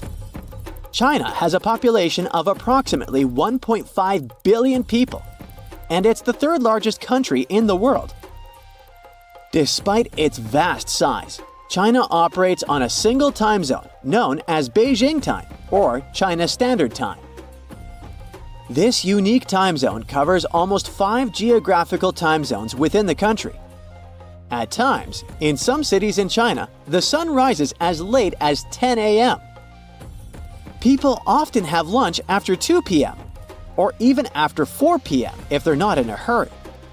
Since 1991, daylight savings time has not been observed in China. However, the region of Xinjiang, located in the western part of the country, follows Xinjiang time, which is 2 hours behind China Standard Time, and is considered an unofficial time zone. Nepal also has its unique time zone, as it operates on Nepal time all year round, without the use of daylight savings time. It's a bit unique compared to other countries because it has a UTC offset of plus 545, meaning that Nepali clocks are 5 hours and 45 minutes ahead of Coordinated Universal Time. This is only a 15-minute difference from neighboring India, where the standard time used to be the same until Nepal decided to set its own time zone in 1956. Now, let's examine the map of Europe. Great Britain, Portugal, and Spain are all located at roughly the same latitude. However, despite this, it's 1 hour earlier in Portugal and the UK compared to Spain. Why is this the case? In the 1940s, Spain was instructed to switch to German time, a directive that was accepted by Spanish authorities. Over time, despite changes in leadership, Spain remained in the same time zone, resulting in it being 1 hour behind its neighboring countries at the same latitude. But like many other countries, Spain sticks to daylight savings time. Greenland would rank as the world's 12th largest country if it were independent, but it's currently part of Denmark.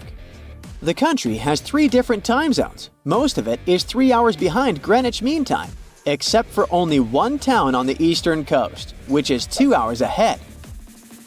Thule Air Base in the northwest operates on GMT-4, while the tiny population of Danmarkshavn sticks to GMT.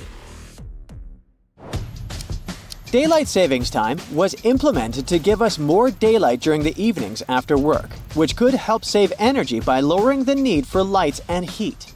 It was first suggested by Benjamin Franklin in 1784 to align waking hours with daylight and conserve energy, and was implemented in Port Arthur, Ontario in 1906.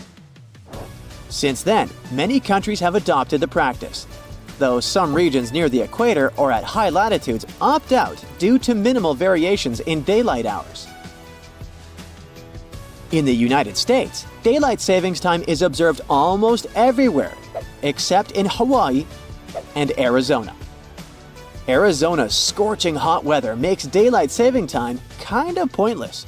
People there would rather get stuff done in the cool morning hours than sweat it out in the evenings.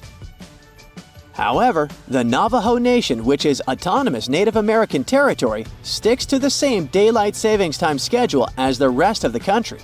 Even though it spans 3 states, Arizona, New Mexico, and Utah, they keep the time consistent across their lands.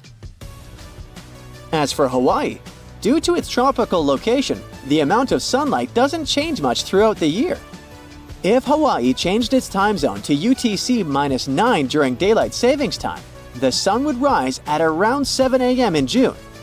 This is because most of the islands are situated towards the west of the Hawaii-Aleutian time zone, and theoretically should be in the next time zone to the west. In the past, Hawaiian Standard Time was based on a different longitude than it is now.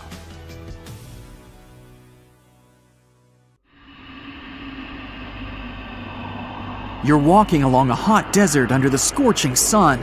You run out of supplies. There's no more water. You dream about rain, but there are no clouds in the sky. With each step, you lose more and more strength and fall. You notice a small pond nearby. Is it real water or just a mirage? You can't get to your feet, so you crawl there. The water is getting closer by the minute, but not because you're moving towards it. It's the water approaching you. In a few minutes, the pond area increases. Here, you're already in it.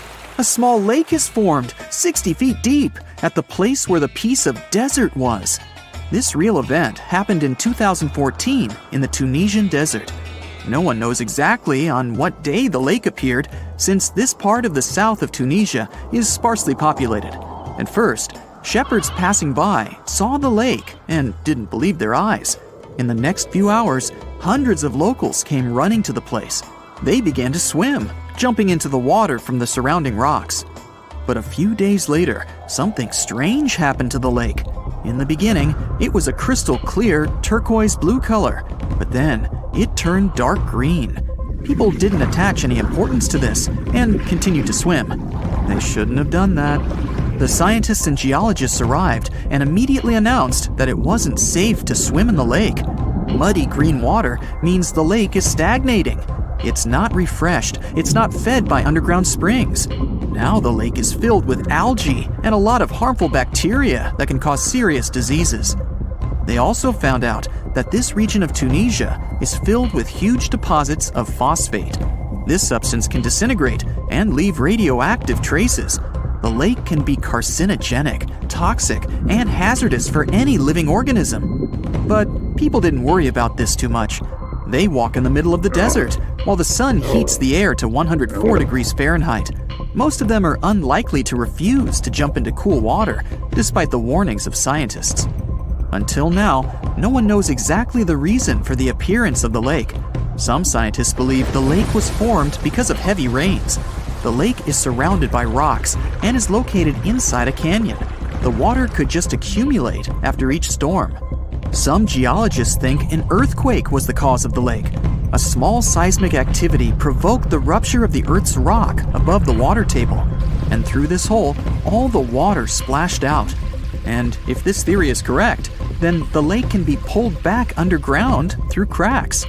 This is the same as when you pull the plug out of a drain hole in a filled bathtub.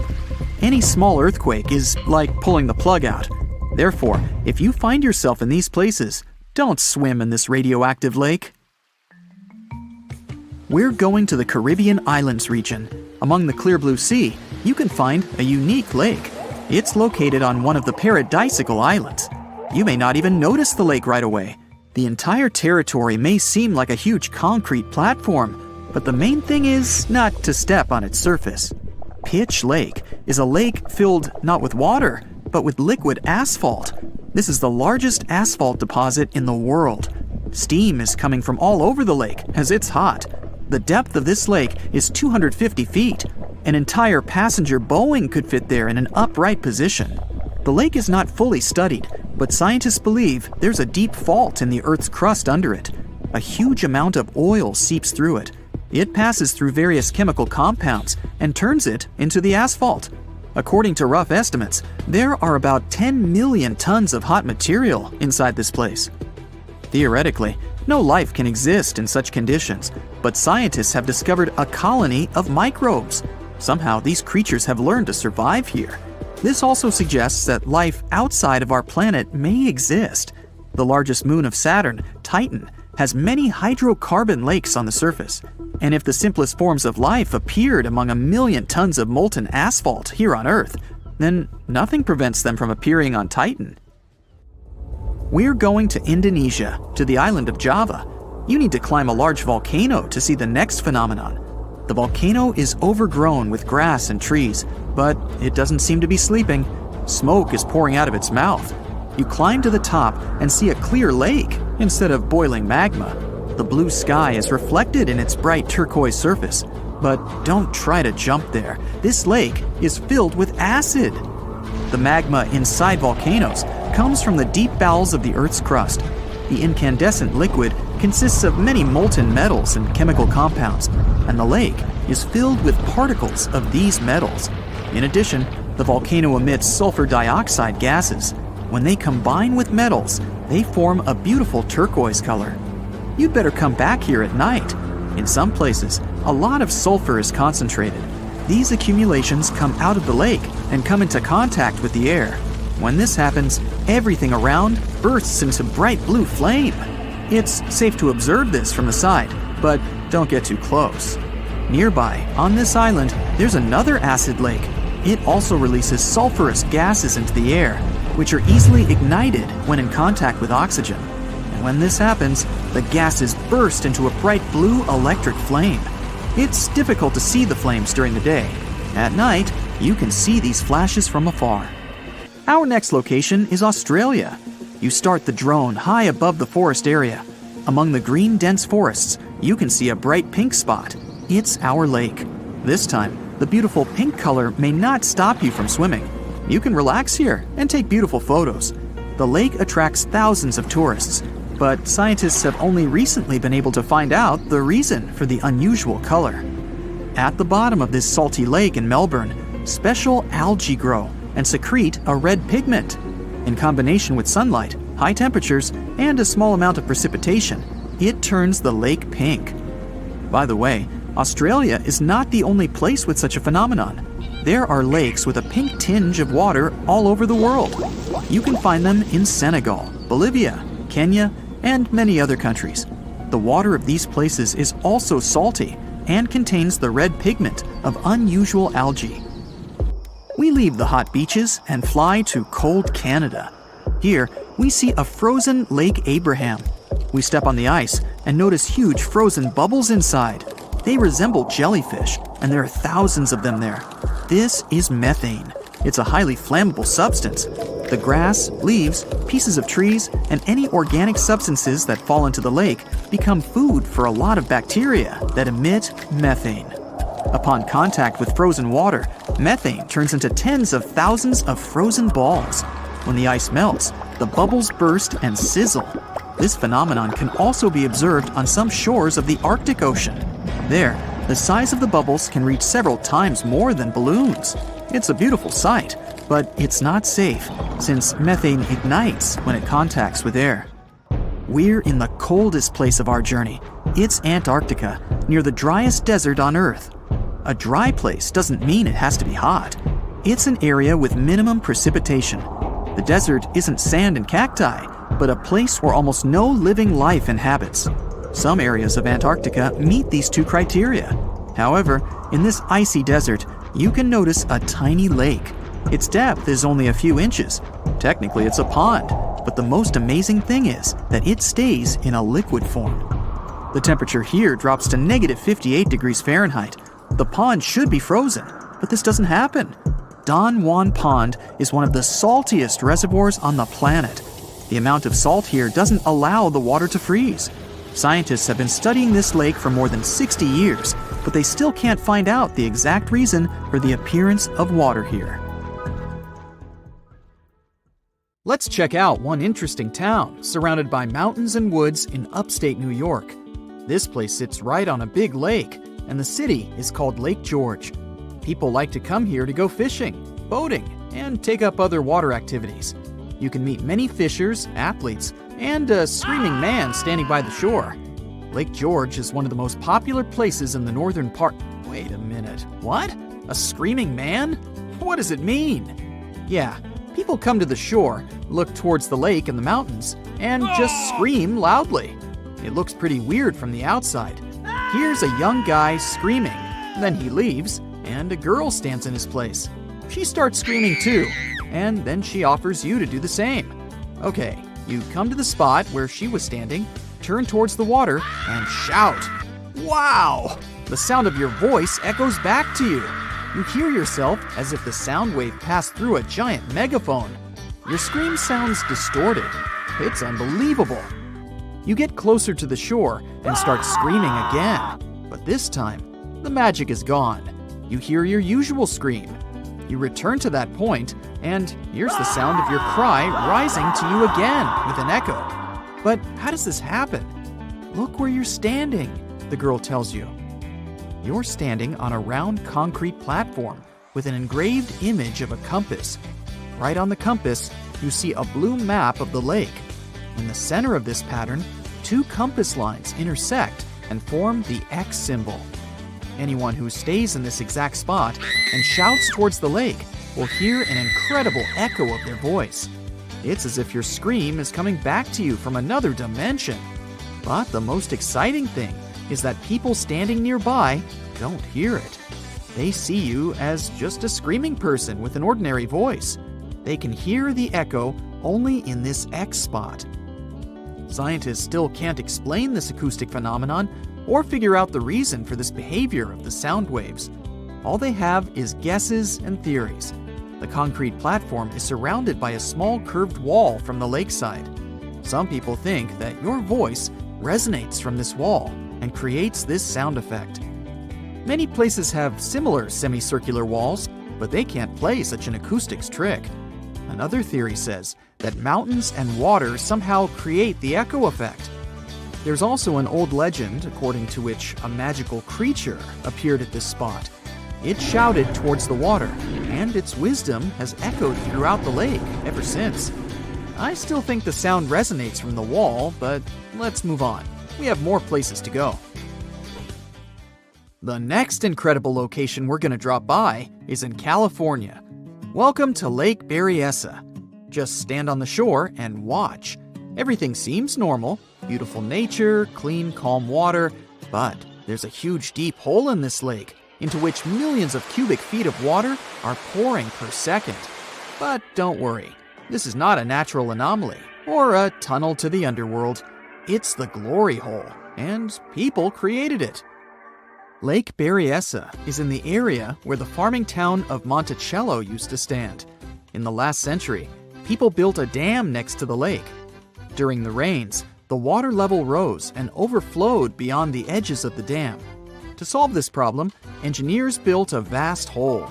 To give you an idea of how vast it is, imagine an ant standing on the edge of your bathtub with water flowing through the drain hole. The glory hole is as big for you as the drain hole would be for the ant. The water goes through a long horizontal tunnel and enters the nearest bay. The glory hole is a local attraction and a popular place for tourists. Now let's move to the Caribbean region for another fascinating location. Here, among the clear blue sea, you can find a unique lake on one of the dreamlike islands. Its entire territory looks like a giant concrete platform.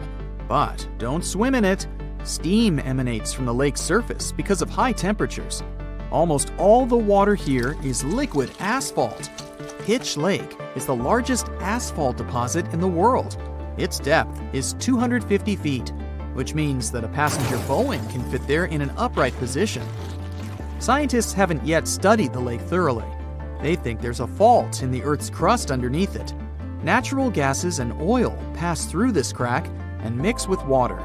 Then, all this liquid goes through many chemical reactions and turns into asphalt. The lake contains about 10 million tons of hot material, according to rough estimates. Theoretically, no life can exist in such conditions, but scientists discovered a colony of microbes there. This means that life outside of our planet can exist. Saturn's largest moon, Titan, has many hydrocarbon lakes on its surface, similar to Pitch Lake. And if the simplest forms of life can exist here, in the asphalt lake, they may also survive on Titan. Our next unusual lake is in a pretty unexpected place, in the driest region on Earth. And these are not hot dunes and lifeless plains. This region is in Antarctica. A dry area is not where it's hot, but where there's almost no precipitation. The desert is not heat and sand, but the absence of life. Some areas of Antarctica meet these two criteria. It's so cold here that a mug of tea can freeze in a minute. But the lake we want to see doesn't freeze. Although it's not even a lake, but a pond, because of its tiny size and depth of several inches. It resembles a large puddle of icy water. It doesn't freeze because Don Juan Pond is one of the saltiest reservoirs on the planet. Salt prevents water from turning into ice. But the most interesting thing is the lake's origin. Scientists still don't know how it appeared here. Our next stop is in the southern part of Tunisia. In 2014, a strange lake appeared out of nowhere, right in the middle of the desert. No one knows when the lake was born, since this part of the region is sparsely populated, and people don't live in the area around the lake. Shepherds passing by were the first to have noticed the lake. They told the locals about it. A few hours later, hundreds of people came to the place to swim in the clear, cool water. The lake became a popular place, but after a few days, something strange happened. The water turned dark green. The locals didn't care about this and continued to bathe in the lake. But when scientists and geologists arrived at the place, they immediately declared that the water was dangerous. They said the lake was stagnating. It didn't refresh itself from underground streams, and the rains didn't feed it either. The water became moldy and dirty, and then turned green. The lake contained algae and a lot of harmful bacteria dangerous to the human body. Scientists also found out that the land in this region had phosphate deposits. This substance can decay and become radioactive. But the locals didn't take the scientists' words seriously. Just imagine that you're wandering in the desert under the scorching sun and notice a cool green lake. Few people will refuse to jump in there. The origin of this lake remains a mystery. Some experts think that heavy rains have filled a hole in the ground with water. Water has probably accumulated in the shadow of rocks surrounding the canyon. But another, more frightening theory says that an earthquake formed the lake. The seismic activity must have torn the Earth's crust above the water table. Then, underground springs spilled out of the depths and filled this crevice. This means that all the water that came here can pour back out. Imagine pulling the plug out of the drain hole in a bathtub. Any small earthquake can make the lake's plug fly out. In this case, the gap can take all the water back underground. So let's hope there won't be any swimmers in the lake at that moment. For years, scientists have been struggling to explain bizarre sounds, some repeating, some heard only once, that come from the dark depths of the ocean. From bewildering hums to worrying bloops, the water transmits outlandish acoustic phenomena. One of these mysterious noises got named the upsweep. For the first time, this long train of sounds was registered in 1991 in the Pacific Ocean. One of the most unusual things about this signal is that it keeps changing, as if trying to confuse researchers even more. Like some unearthly howl, it varies from high to low frequencies and then back again, and you can hear it better in the spring and fall than in the winter and summer. Why the upsweep? It's simple. The sound travels from the bottom of the ocean towards its surface, as if sweeping up. Scientists do have a theory explaining this phenomenon: the activity of undersea volcanoes. Hot lava pouring into ice-cold ocean water could theoretically create such noises, but there's no proof found yet. Plus, the sound has been declining since 1991, even though it can still be detected. The bloop is the name given to an ultra-low frequency and incredibly powerful underwater sound that was recorded in 1997 by the U.S. National Oceanic and Atmospheric Administration. The bloop continued for approximately 1 minute. Having started from a low rumble, it gradually rose in frequency. It also kinda mimicked the noise created by marine animals, but its volume was so great that no living creature known to science could have made it. When the bloop occurred, underwater microphones managed to record it from a distance of 3,000 miles away. Rumor has it that the noise might have something to do with the fictional half-octopus monster Cthulhu, or some other colossal deep-water creature. But if you don't believe in monsters, science has another explanation: iceberg fracturing. The thing is that ice quakes recorded in the Scotia Sea resemble the mysterious bloop a bit too much for it to be a coincidence. The whistle resembles this annoying sound when a kettle of boiling water is telling you it's time to make a cup of tea. But even though it may not be as blood-curdling as some other bizarre ocean sounds, it doesn't make it any less mysterious. Plus, the whistle is very elusive. In 1997, only one underwater microphone was able to pick it up, and therefore, researchers didn't manage to pinpoint the source of the noise. The most likely cause of the sound is an eruption of one of the submarine volcanoes. Have you ever heard of Julia? No, not your neighbor. I'm talking about this otherworldly sound. Listen to it. It was recorded in 1999 by the U.S. National Oceanic and Atmospheric Administration. The source of the sound was most likely a large iceberg that ran aground somewhere in Antarctica. The sound was so loud that it was heard over a huge territory, and its duration was about 2 minutes and 43 seconds. Slow down. That's the name given to a sound recorded in 1997 in the equatorial Pacific Ocean.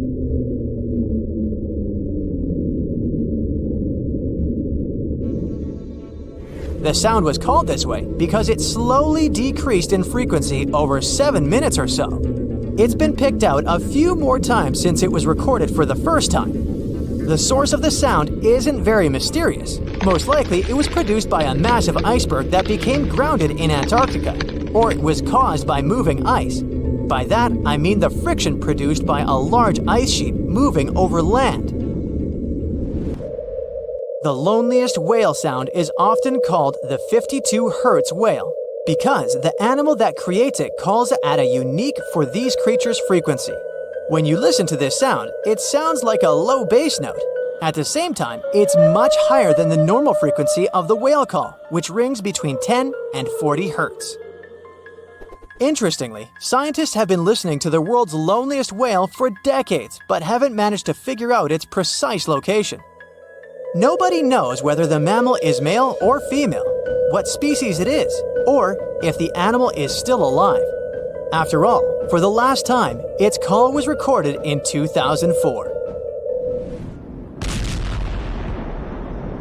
Earth-shaking booming sounds have been reverberating off some parts of North Carolina for more than 150 years. Called Seneca guns, they're most often heard near the coast.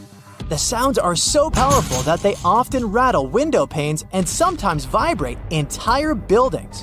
They can last from 1 to almost 10 seconds.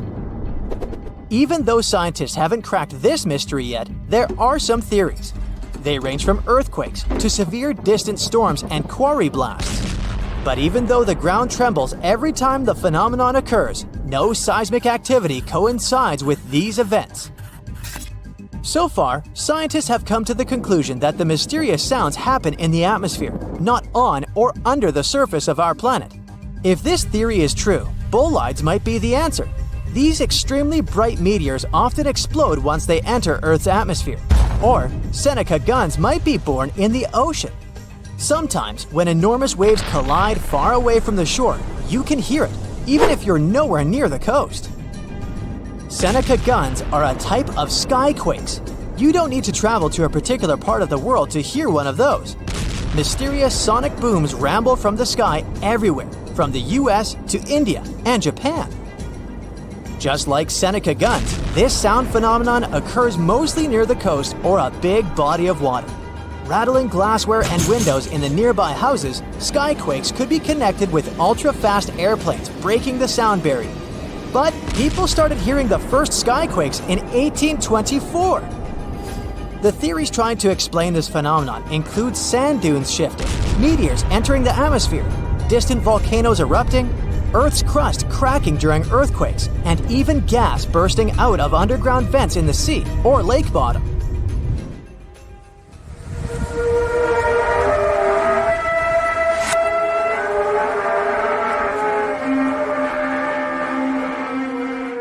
In different countries all over the world, people get paralyzed with fear after hearing otherworldly trumpet sounds that seem to be coming from the sky. The inhabitants of the US, Canada, Australia, Germany, and the Philippines have already heard this hair-raising noise since it was first recorded in 2008. These sounds are sometimes called the sound of apocalypse. And although until recently, nobody could understand the origin of the sounds, NASA claims that there is nothing to be afraid of. The noise can be coming from our own planet. Usually, it's quiet and thus inaudible to the human ear.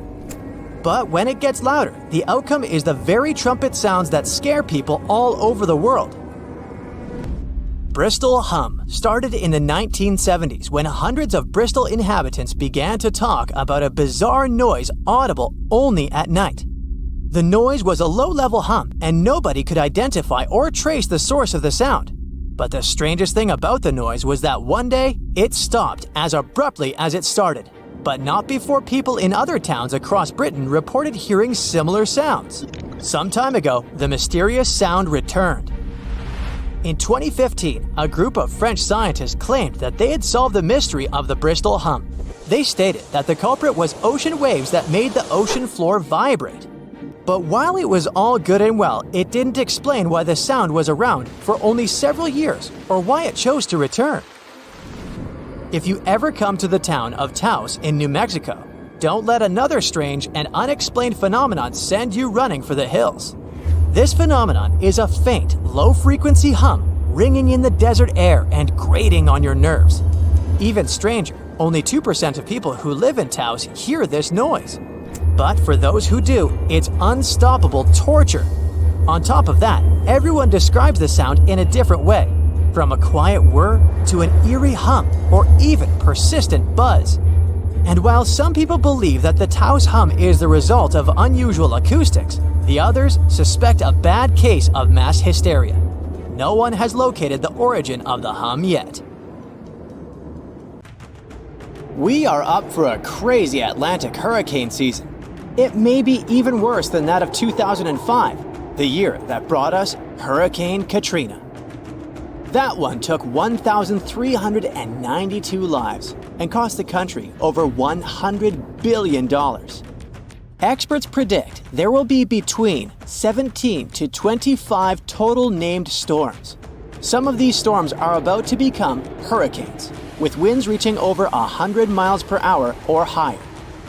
We're already seeing storms sweep across the country, bringing dangers like tornadoes, flooding, and hail. You gotta thank the El Niño Southern Oscillation, or ENSO, for this. This complicated term has to do with El Niño and La Niña, the two giant forces that basically shape our world. Normally, winds in the Pacific Ocean blow west along the equator, moving warm water from South America towards Asia. This warm water is replaced by cold water rising from the depths of the Pacific. But during El Niño and La Niña, this usual pattern is messed up. El Niño is the warm phase of the Enso cycle. During El Niño, the equatorial winds weaken, causing warm water to shift back towards the west coast of the Americas. This means less cold water rises to the surface. The weather in northern parts of the US and Canada become drier and warmer because of it. But there are wetter conditions in southern states. In the Atlantic, El Niño weakens hurricane seasons, and it ramps up hurricane activity in the central and eastern Pacific. In Africa, it brings more rain to East Africa but less to southern Africa, West Africa, and parts of the Sahara. La Niña is the cold phase of the Enso cycle. During this phase, the westward winds along the equator in the Pacific are stronger than usual, and they push more warm water towards Asia. And because of it, colder, nutrient-rich water rises to the surface along the Americas' west coast. These colder Pacific waters push the jet stream northward, giving us drier weather in the southern US, but wetter and colder conditions in the Pacific Northwest and Canada. La Niña also brings warmer winters to the southern US and cooler than normal temperatures to the north. La Niña usually calms hurricane activity in the Pacific, but intensifies it in the Atlantic. In 2023, El Niño was in charge, and it took most storms up before they got to the US. But this year, we've switched to La Niña, and this lady brings us colder water in the Pacific and a pattern that lets storms move a little farther west and reach the Caribbean. And when they get there, they can easily move into the Gulf and affect Florida and other states. The upcoming intense Atlantic hurricane season also has to do with a strong monsoon season in West Africa. It creates moisture and waves off Africa's coast and can travel along the Atlantic and spur hurricanes. The Atlantic hurricane season runs from the 1st of June to the 30th of November, and most activity happens between mid-August and mid-October. Since the 1950s, tropical cyclones have been given names to make it easier for meteorologists to inform the public about them. You're more likely to remember that Leslie is coming than Hurricane X34D is on the way, right? So there are 20 names on the alphabetical list this year, from Alberto to Beryl to Valerie and William. Let's hope it won't get as terrible as the Galveston hurricane. The most fatal natural disaster in U.S. history hit Texas in the year 1900. A Category 4 hurricane smashed into Galveston, demolishing over 3,600 buildings with winds over 135 miles per hour. It took the lives of between 6,000 and 12,000 people. One of the reasons it became so fatal was poor communication policy. Days before the disaster, it was clear to a professional weather forecaster that the storm was moving west. But the Weather Bureau in Washington predicted it would go over Florida and up to New England, which was way off. The Bureau was just 10 years old then, so hurricane science in the US wasn't very advanced. Cuban scientists were excellent at tracking storms because their region is so prone to them. So they knew it was heading towards the Gulf of Mexico.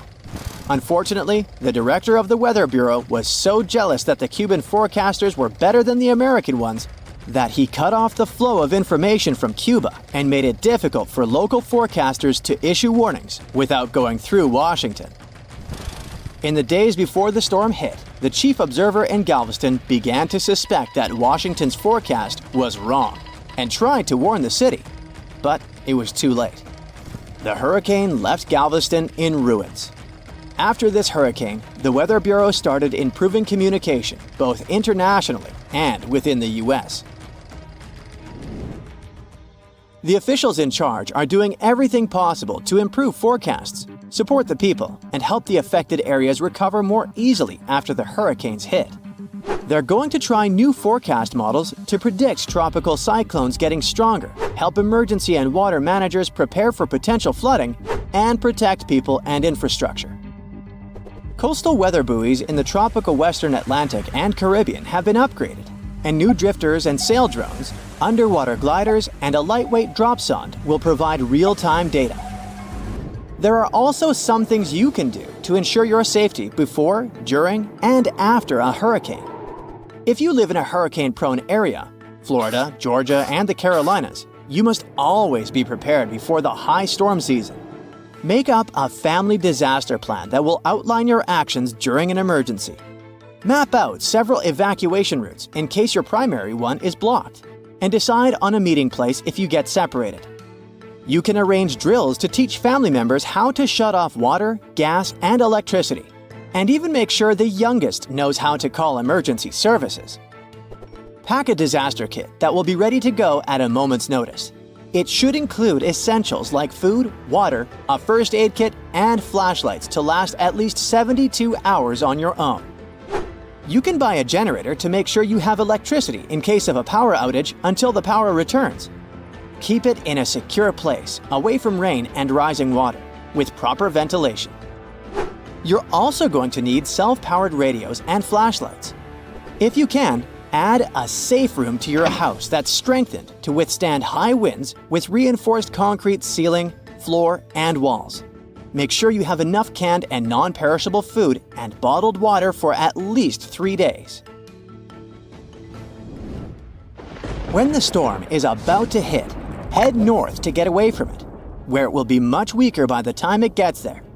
It's much safer to keep your family and pets together away from the storm than trying to ride it out at home. Try to go in one car if possible. Always follow local evacuation orders, especially if you're in a mobile home. Fill up your gas tank and give yourself plenty of time to get out.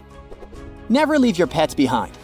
Debris, floodwaters, or flying objects can be dangerous for them. If you're staying put during a storm, you need a safe spot for you, your family, and your pets. This place shouldn't have any windows or skylights. If you're hiding at home, close all interior doors and secure the exterior ones. Quickly find an interior room with strong walls and no windows, like a bathroom or closet. If your home isn't safe, look for a community shelter. Get to your shelter at least 2 hours before the storm hits so it doesn't catch you outside. Bring a battery-powered radio with extra batteries for updates every 15 to 30 minutes. Never leave your shelter even if it seems calm, as conditions can get worse quickly, especially if you're in the eye of the storm. For extra protection, lie on the floor under something sturdy like a table. Don't use electric appliances, phones, or showers during the storm. Don't leave your shelter until you get the official all clear from the authorities. Be careful. There will be many hazards outside. There's a tiny island surrounded by the stunning clear Red Sea and a bustling underwater world. Zabargad, also known as St. John's Island, has no trees and consists mostly of peridotite, which is rich in peridot. And before you Google it, peridotite is a gemstone that has the nickname the Evening Emerald because of its sparkling green hue. Some historians believe Cleopatra herself loved peridots, and that lady could afford any jewels in the world. Geologists believe peridot forms as a result of the spreading of the seafloor. When the Earth's crust decides to part ways, rocks from deep down get pushed up to the surface. That's exactly how our treasure island formed. The African and the Asiatic continental plates bumped into each other, and rocks in the lower crust went above sea level. Peridot also comes from meteorites that have crashed into Earth, but that's really rare. Its color ranges from a brown-green color to yellowish-green to pure green. Yellowish-green is the most common shade you'll see in jewelry. This color is possible thanks to a good amount of iron in the stone. The deposits of this beauty are spread all across the world, from Vietnam to Arizona and Hawaii, Tanzania, South Africa, Sri Lanka, and Norway. And then, of course, there's Zabargad. So, this place is geologically unique as it's an island built of uplifted mantle, and it's also the oldest and longest known source of peridots in the world. The first people came here for the gemstones many centuries ago. Famous Roman philosopher Pliny the Elder mentioned in his writings that pirates had discovered Zabargad's treasures in the year 500 before the current era. The beautiful green rocks made their way to Queen Bernice of the Roman Empire. They came from the ancient trading port Berenike on the edge of Egypt's eastern desert. When the city fell in the 6th century, all work stopped, and the island with all its treasures stood alone for hundreds of years. In the 19th century, British explorers found the beautiful green island in the Red Sea and figured out it was the one described by Pliny the Elder a long time ago. Turkey did some mining here in the 20th century. Over just 4 years, they managed to collect over $2 million in peridots. They sent the gemstones to France for cutting. The work conditions on the island were nothing like a tropical fairy tale you could imagine. There was no drinking water for workers, so they had to install a gas-powered water condenser. Now, this territory belongs to the Elba National Park System. Most people come here to see the underwater beauties of the reefs, but if you look above the water, you can still see some beautiful sparkling peridots. If Christmas Island in Australia is on your travel list, plan the trip wisely. If you end up there in October or November when the wet season begins, you won't be able to enjoy a walk around.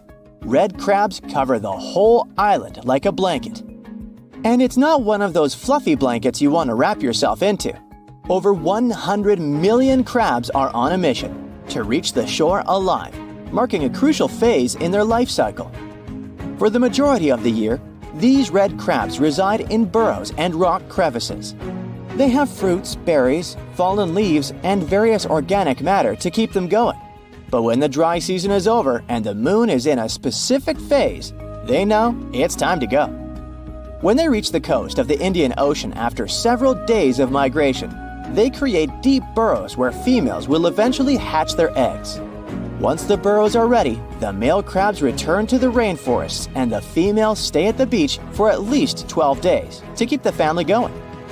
The new parents are so smart, they follow the moon to pick the perfect moment with a milder tide to carry their eggs to the water. Once they hatch, the crabs bring their new family members back inland. There, they wait for the rainy season again to keep the circle of life going. To safeguard this magic, authorities close road in areas where crab migration takes place. Japan has a brand new addition to its archipelago. The world's newest landmass literally popped up in November 2023. This unnamed island is just over 300 feet in diameter. It's made of pumice and tuff left by an undersea volcano that kicked off its eruptions in October. The volcanic hustle has quieted down since then, and the waves are eroding chunks of the newly found land. Without lava flows to create a sturdy protective crust over the soft volcanic debris, the future of this freshly formed island is unstable. Similar islands had popped up before but were short-lived and vanished once volcanic activity ceased. An island born in 2021 the same way is still visible today though, so the newborn island might have some life prospects. If not, we're likely to see more territories like this. Japan is super rich in active volcanoes on land, with over 100 in its collection. If you make friends with the Uros people living in the Lake Titicaca area and ask them for their address to send a postcard, they will have a hard time answering. Their ancestors from more than 500 years ago came up with a brilliant invention to protect themselves from the Incas. They built islands from totora roots and reeds that could be moved away from danger deep into the lake. Totora plants help the local community a lot since it's water resistant and is used for all sorts of things, from building boats to roofs and mattresses. The islets are even edible, and the flowers of the plant they're made of are used for tea. So there are around 120 islets still preserved, and over 1,000 people can live on them. From 2 to 6 families share one islet home. Since there's no need to run away from the Incas anymore, they need to make sure the islets stay in one place. Every 15 to 20 days, the reeds forming the islets decay and need to be replaced. To prevent constant drifting, locals use eucalyptus rods as anchors, firmly securing the islets. Despite their small size, these islets have 2 spoken languages. The residents craft their fabric and create stunning outfits. Solar panels provide sufficient power for them to have light and even TVs. The main islet has a radio station, and the locals have embraced tourism. You can make a reservation online and experience the floating life yourself. Some islands pop out of nowhere, and others disappear without a trace. One of the most famous so-called phantom islands is High Brazil off the coast of Ireland. Before you ask, no, it doesn't have anything to do with Brazil. Hai is a variation of I, which means island, and Brazil comes from the root bres, meaning mighty, great, beautiful in Irish, and it gave the name to one of the local deities. This tiny mist-covered island was first mapped in 1325, but later attempts to pinpoint its exact location didn't come to one result. So, legend has it that the island appears only once in 7 years, and even those who claim to have seen it say they had just sailed right through it without bumping into any land. Captain John Nisbet shared the story of how he had not only spotted High Brazil, but got stranded on it with his crew. According to him, the island boasted a castle and was mostly uninhabited. There was even an encounter with an ancient grave gentleman who shared the island's ancient history over a lavish feast. In the late 15th century, a series of expeditions set sail from Bristol to find the famous island. All attempts failed, and High Brazil disappeared from the maps in 1865. We might never find out if it was there in the first place, but it's a beautiful story anyway. Octopuses have 3 hearts. 2 of them pump blood to the gills, while the bigger heart circulates blood to the rest of their body. They also have 9 brains. There's the large central one, but also each of their 8 arms has a mini brain of its own, which is why they can act independently. Since each arm has its own brain, the central brain only needs to send a higher level signal to the arm. Things like, move to that nearby crevice, there might be a crab hiding inside. In the case of humans, the brain would guide and take control of each movement of our legs and arms. And with an octopus, arms act almost independently on their way to the crevice. It also tastes and feels with the suction cups on it. Since their arms are so independent, an octopus doesn't actually know where they are unless it sees them. The human body has an ability called proprioception. Thanks to it, we know where our arm is, even if we hold it, let's say, behind our back. 1816 is known as the year when summer didn't come. In April 1815, there was a massive explosion on Mount Tambora in Indonesia. It sent enormous clouds of volcanic ash up into the atmosphere. The majority of the northern hemisphere got covered with a shroud of dust and dirt and kind of refused to settle. In June of the following year, the cold winter didn't just come to an end. Frost damaged crops, and snow and rain persisted during the whole summer. In Iceland, you'll find some of the most breathtaking sceneries on our planet.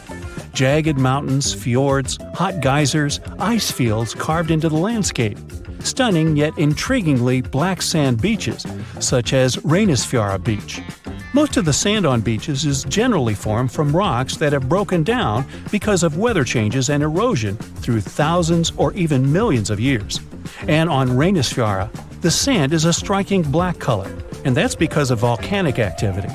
Lava came out of an erupting volcano, got to the surface, cooled, and then hardened in the Atlantic Ocean, creating such a fascinating black hue. This beach is so magically stunning, but it's also very dangerous because of its sneakier waves. That's when a few smaller waves join together into a single, really big one. This phenomenon can happen when ocean currents force waves together, or in the case of Reynisfjara, when such waves come from an offshore underground cliff and get an even stronger pulling effect. Considering the ocean's low temperatures too, it's definitely better to just take pictures from a safe spot. Some trees talk to each other, not the way we do, of course, but, for example, acacia trees that grow over the African savanna can warn each other if there's something dangerous coming. When some animals, such as antelopes, gobble up its leaves, the tree immediately starts producing more tannin, which is toxic to animals. They also emit a special type of gas that travels through the air and warns other trees they should protect themselves too. You're stargazing, such a chill night, and then a flash of bright light streaks through the night sky. A shooting star, so cool. But what we see is not actually a star, although we call it that way. They're meteors, which are basically small chunks of dust and rock moving through space. As they're passing through our atmosphere, they cause something called friction, when one thing rubs against another, and that's why they glow. Also, the friction causes heat. Dust and rocks get extremely hot as they fly through the atmosphere, and the heat makes them glow until the moment they burn out and turn into what we call the shooting star. Sunsets in deserts are extremely beautiful because of the spectacular colors they produce a bit more than elsewhere. Sunlight consists of various shades of the color spectrum. When the sun is high in the sky, these colors mix together and our eyes see them as white. But as the sun gets lower, its rays have to go through a thicker layer of atmosphere before they get to us. The atmosphere then scatters shorter wavelengths of light, like blue and purple, before we can even see them. That's why the longer orange and red wavelengths stand out. In urban environments, air pollution can make sunset colors duller than everywhere. The clean air in deserts allow the vivid colors coming from the sun to shine through at twilight. Also, the moisture, water vapor, and rain-engorged clouds can mute the sunset's hues. Since there's no rain, clouds are thin and wispy, so they filter and reflect sunlight instead of blocking it. Bamboo grows really fast. It's actually the fastest-growing plant on Earth, sometimes growing about 3 feet in just one day. You can find it in dense forests, where only a little light gets to the ground, which means bamboo is under strong pressure to reach the sunlight as quickly as it can. There's an underground stem that connects bamboo shoots to their parent plant, so the shoot doesn't really need leaves of its own until it gets to its full height. Also, bamboo grows faster than other plants because it doesn't waste its time and energy on growing rings that thicken the stalk. It's just a thin, hollow stick that grows straight up.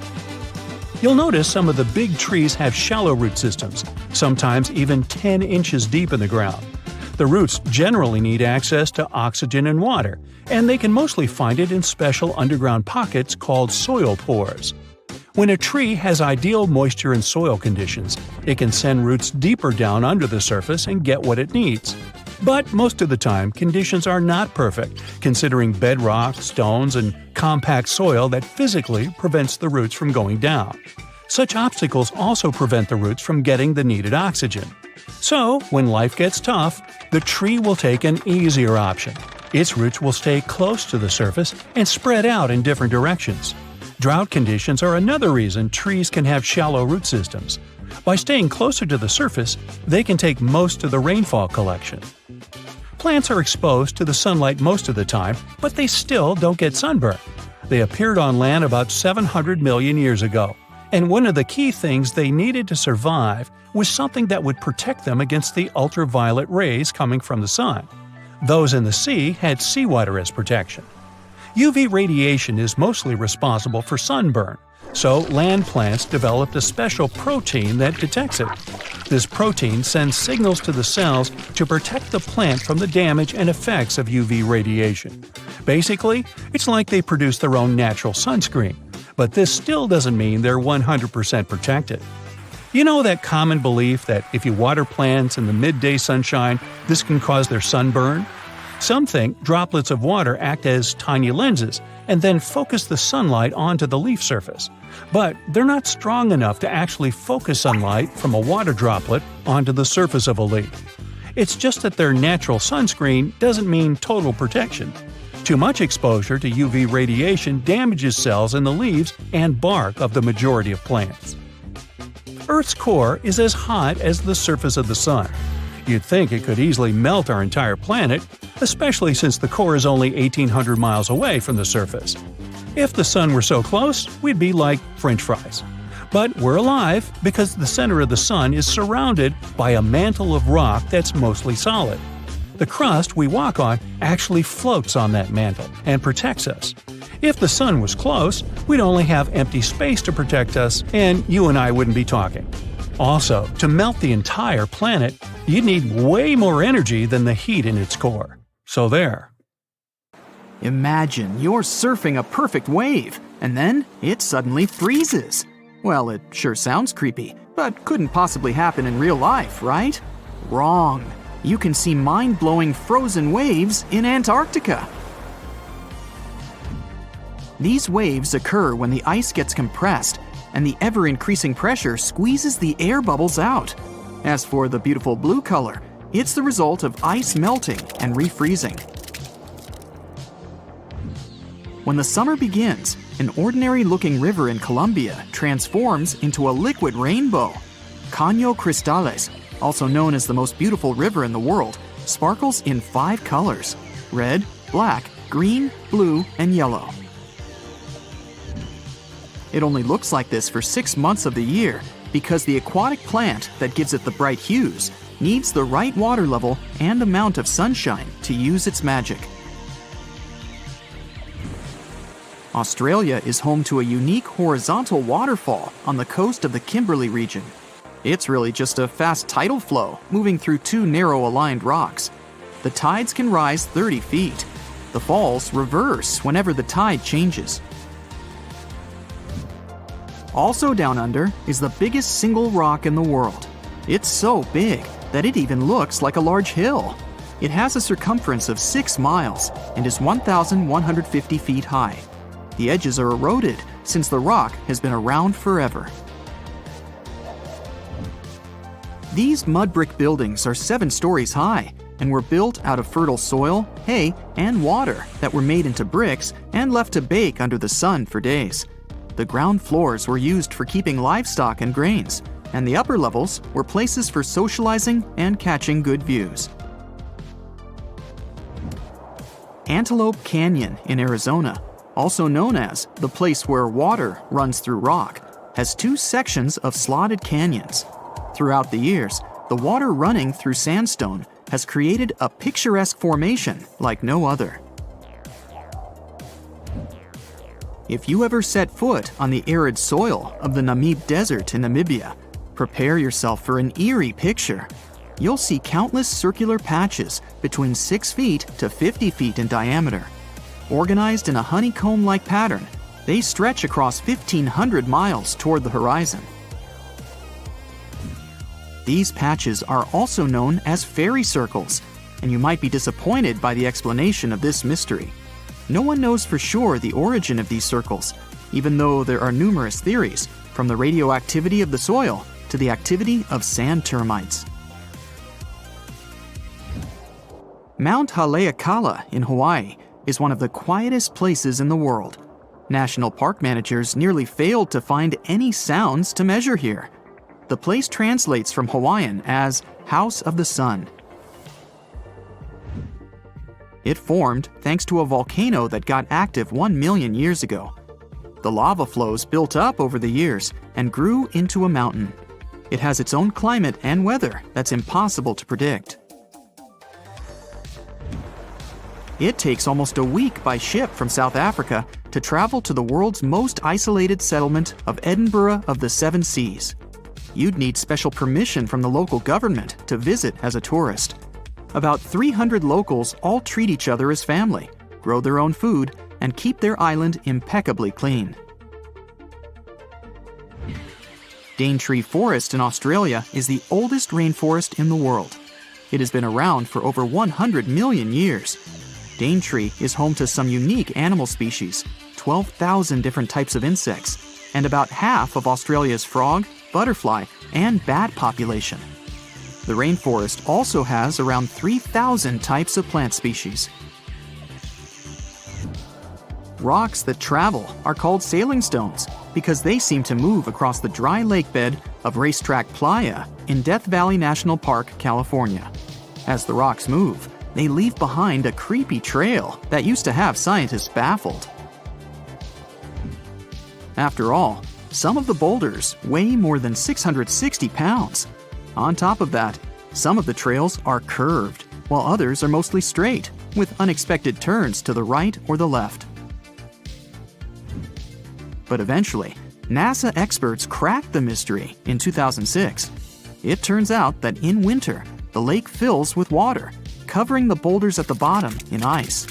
And since ice is pretty buoyant, underwater movements and winds make the stones move across the lake bed. In their wake, they leave bizarre tracks, only seen when the water evaporates in the summer. Lake Maracaibo in Venezuela is often called the lightning capital of the world. Thunderstorms arise here 300 days of the year, with a peak in September. Sometimes there are up to 200 flashes in a minute. It happens because cool air coming from the surrounding Andes meets with warm air from the Caribbean Sea and generates electricity. Some places on Earth have less gravity than others.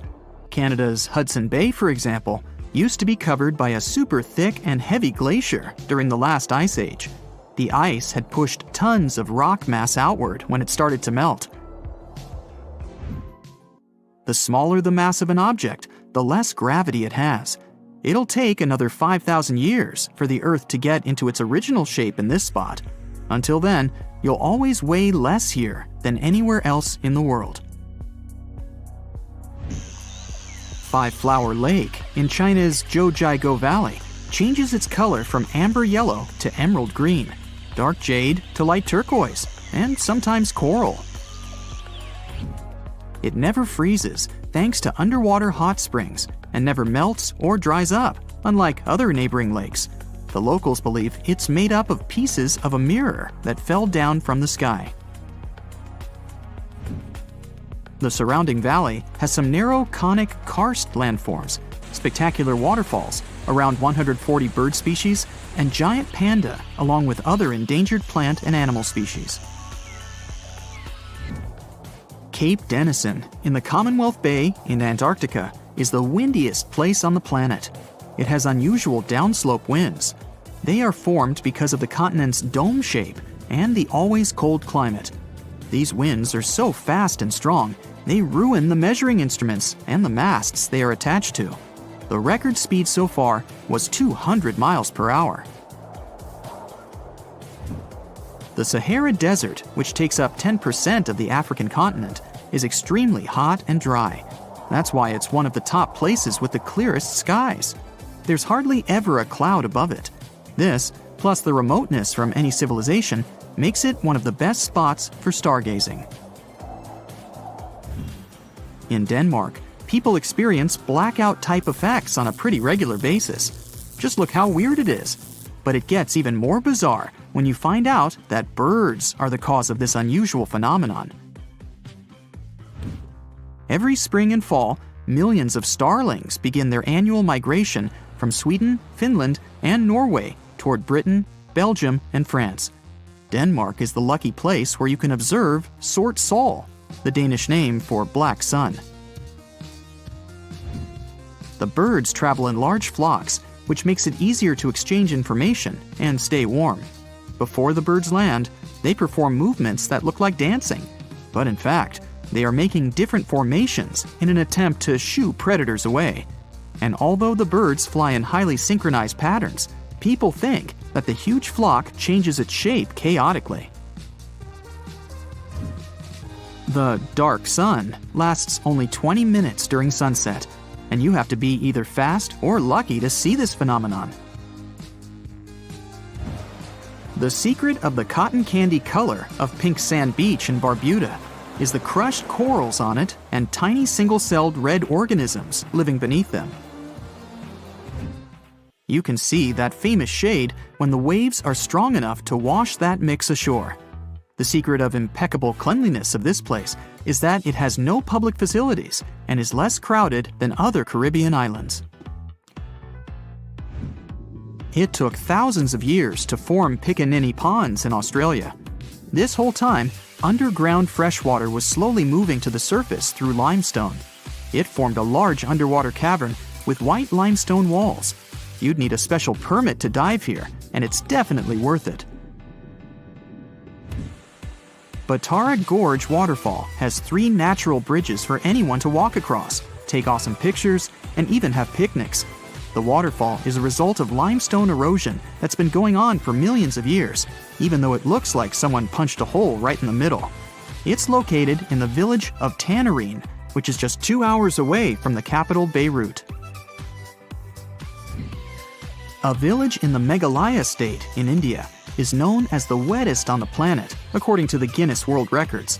The average annual rainfall here is about 470 inches. It's a result of warm, moist monsoon winds coming from the Bay of Bengal, bringing clouds full of rain. It flows into rivers and waterfalls and never stops. The locals that work in the fields always wear basket-like covers to protect themselves somehow. The village of Leknes, with a population of about 3,500, is located in Norway, above the Arctic Circle. It has an unusually warm climate compared to other places in the same latitude. In January, the average minimum is 32 degrees Fahrenheit and rarely drops below 30 degrees Fahrenheit. July average temperature is 53 degrees Fahrenheit. That's pretty regular for many places in Europe. The tranquil-looking Lake Manaun in Cameroon is one real trickster. At first, it may seem calm and peaceful, but this lake is like a fiery volcano waiting to erupt at any moment. And it doesn't even have the decency to give any warning signs. Its last outburst was way back in 1984, which caused a bang that left everyone in awe. It's like the lake's got a soda can mechanism down there, or in technical terms, it experiences a limnic eruption. This rare phenomenon happens when gas from deep under the water suddenly erupts. Certain things have to happen prior for it to occur though. There are some things you can look out for if you feel worried. For starters, if the vegetation around a lake looks a bit flattened, it might have previously experienced a limnic eruption. That's because the water can pop up with a lot of pressure and overflow. The water being a bit warmer all of a sudden can also mean you need to head to safety. There's this lake in Kazakhstan that looks like a total disaster on the surface, with empty tree trunks sticking out of the water. Not cute. But if you're feeling daring and want to take a swim, you'll be transported to a whole new world. Its story goes back to the year 1911, when there was a landslide that filled the valley with rainwater, completely submerging a local forest. As mesmerizing as it might sound, it's no easy task to dive in. The water is freezing, and all the algae, plants, and submerged trees make it a risky obstacle course. Have you heard about this scorching lake on the sunny Caribbean island of Dominica? The water around the edges is at a sweltering 180 to 197 degrees Fahrenheit. No wonder no one has the guts to measure the middle. It's that hot. Sure, the heat may go down once in a while, but who knows when those waters will start boiling again? Plus, this place is full of nasty gases like carbon dioxide.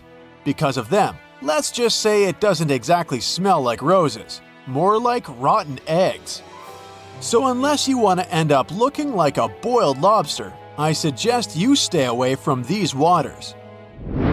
If you're planning a trip to Tanzania, you might want to think twice before diving into Natron Lake. Sure, it's got a beautiful reddish hue, but that's thanks to some bacteria that call this lake home. And don't even get me started on the pH levels. They're so high they might even strip the color off your swimsuit. But hey, at least the flamingos like it there. Those acid-loving birds are living their best lives in a group with 2.5 million of their closest feathered friends. How come these birds manage to thrive there, you might wonder? Well, no predators means no stress, which equals easy breeding. They also love feasting on that fancy bacteria, which makes the water all pink. You may think that Belize's Great Blue Hole is just calling out to you with its stunning blue hues and close proximity to land. But hold your flippers, because there's a catch. Sure, it's about 900 feet across and 300 feet deep, but lurking beneath the surface is a confusing patterns of tunnels filled with coral and wildlife. It's like finding your way through a maze at a theme park, but with more fish. And as if that wasn't tricky enough, the deeper you go, the fewer creatures you'll encounter. Why, you ask? Well, it turns out that there's a sneaky layer of hydrogen sulfide that covers the entire width of the hole, depriving any living creature of oxygen. Plan on heading to the Devil's Kettle waterfall in Minnesota? This one won't necessarily be dangerous for you, but you might end up losing some of your stuff out there if you don't pay attention. That's because this waterfall experiences a phenomenon that's a real head-scratcher for geologists. One part of the waterfall flows normally, while the other part disappears into a big ol' hole. And get this, not even ping pong balls can make it out. Scientists decided to investigate, and they went all out, even using GPS trackers. Initially, they couldn't figure it out until they realized that the hole acts like a giant blender. That water is getting spun around so hard, it's basically obliterating everything in its path. They finally measured the water volume and saw that it was still there, so it was supposed to come back out somewhere. The most likely explanation is that the water is probably re-emerging in the stream located beneath the waterfall. You've surely heard of the Bermuda Triangle. I mean, that's old news. But let me tell you about the Pacific's very own watery trap called the Devil's Sea. It's like a game of hide and seek, but with ships. They disappear and we can never find them again.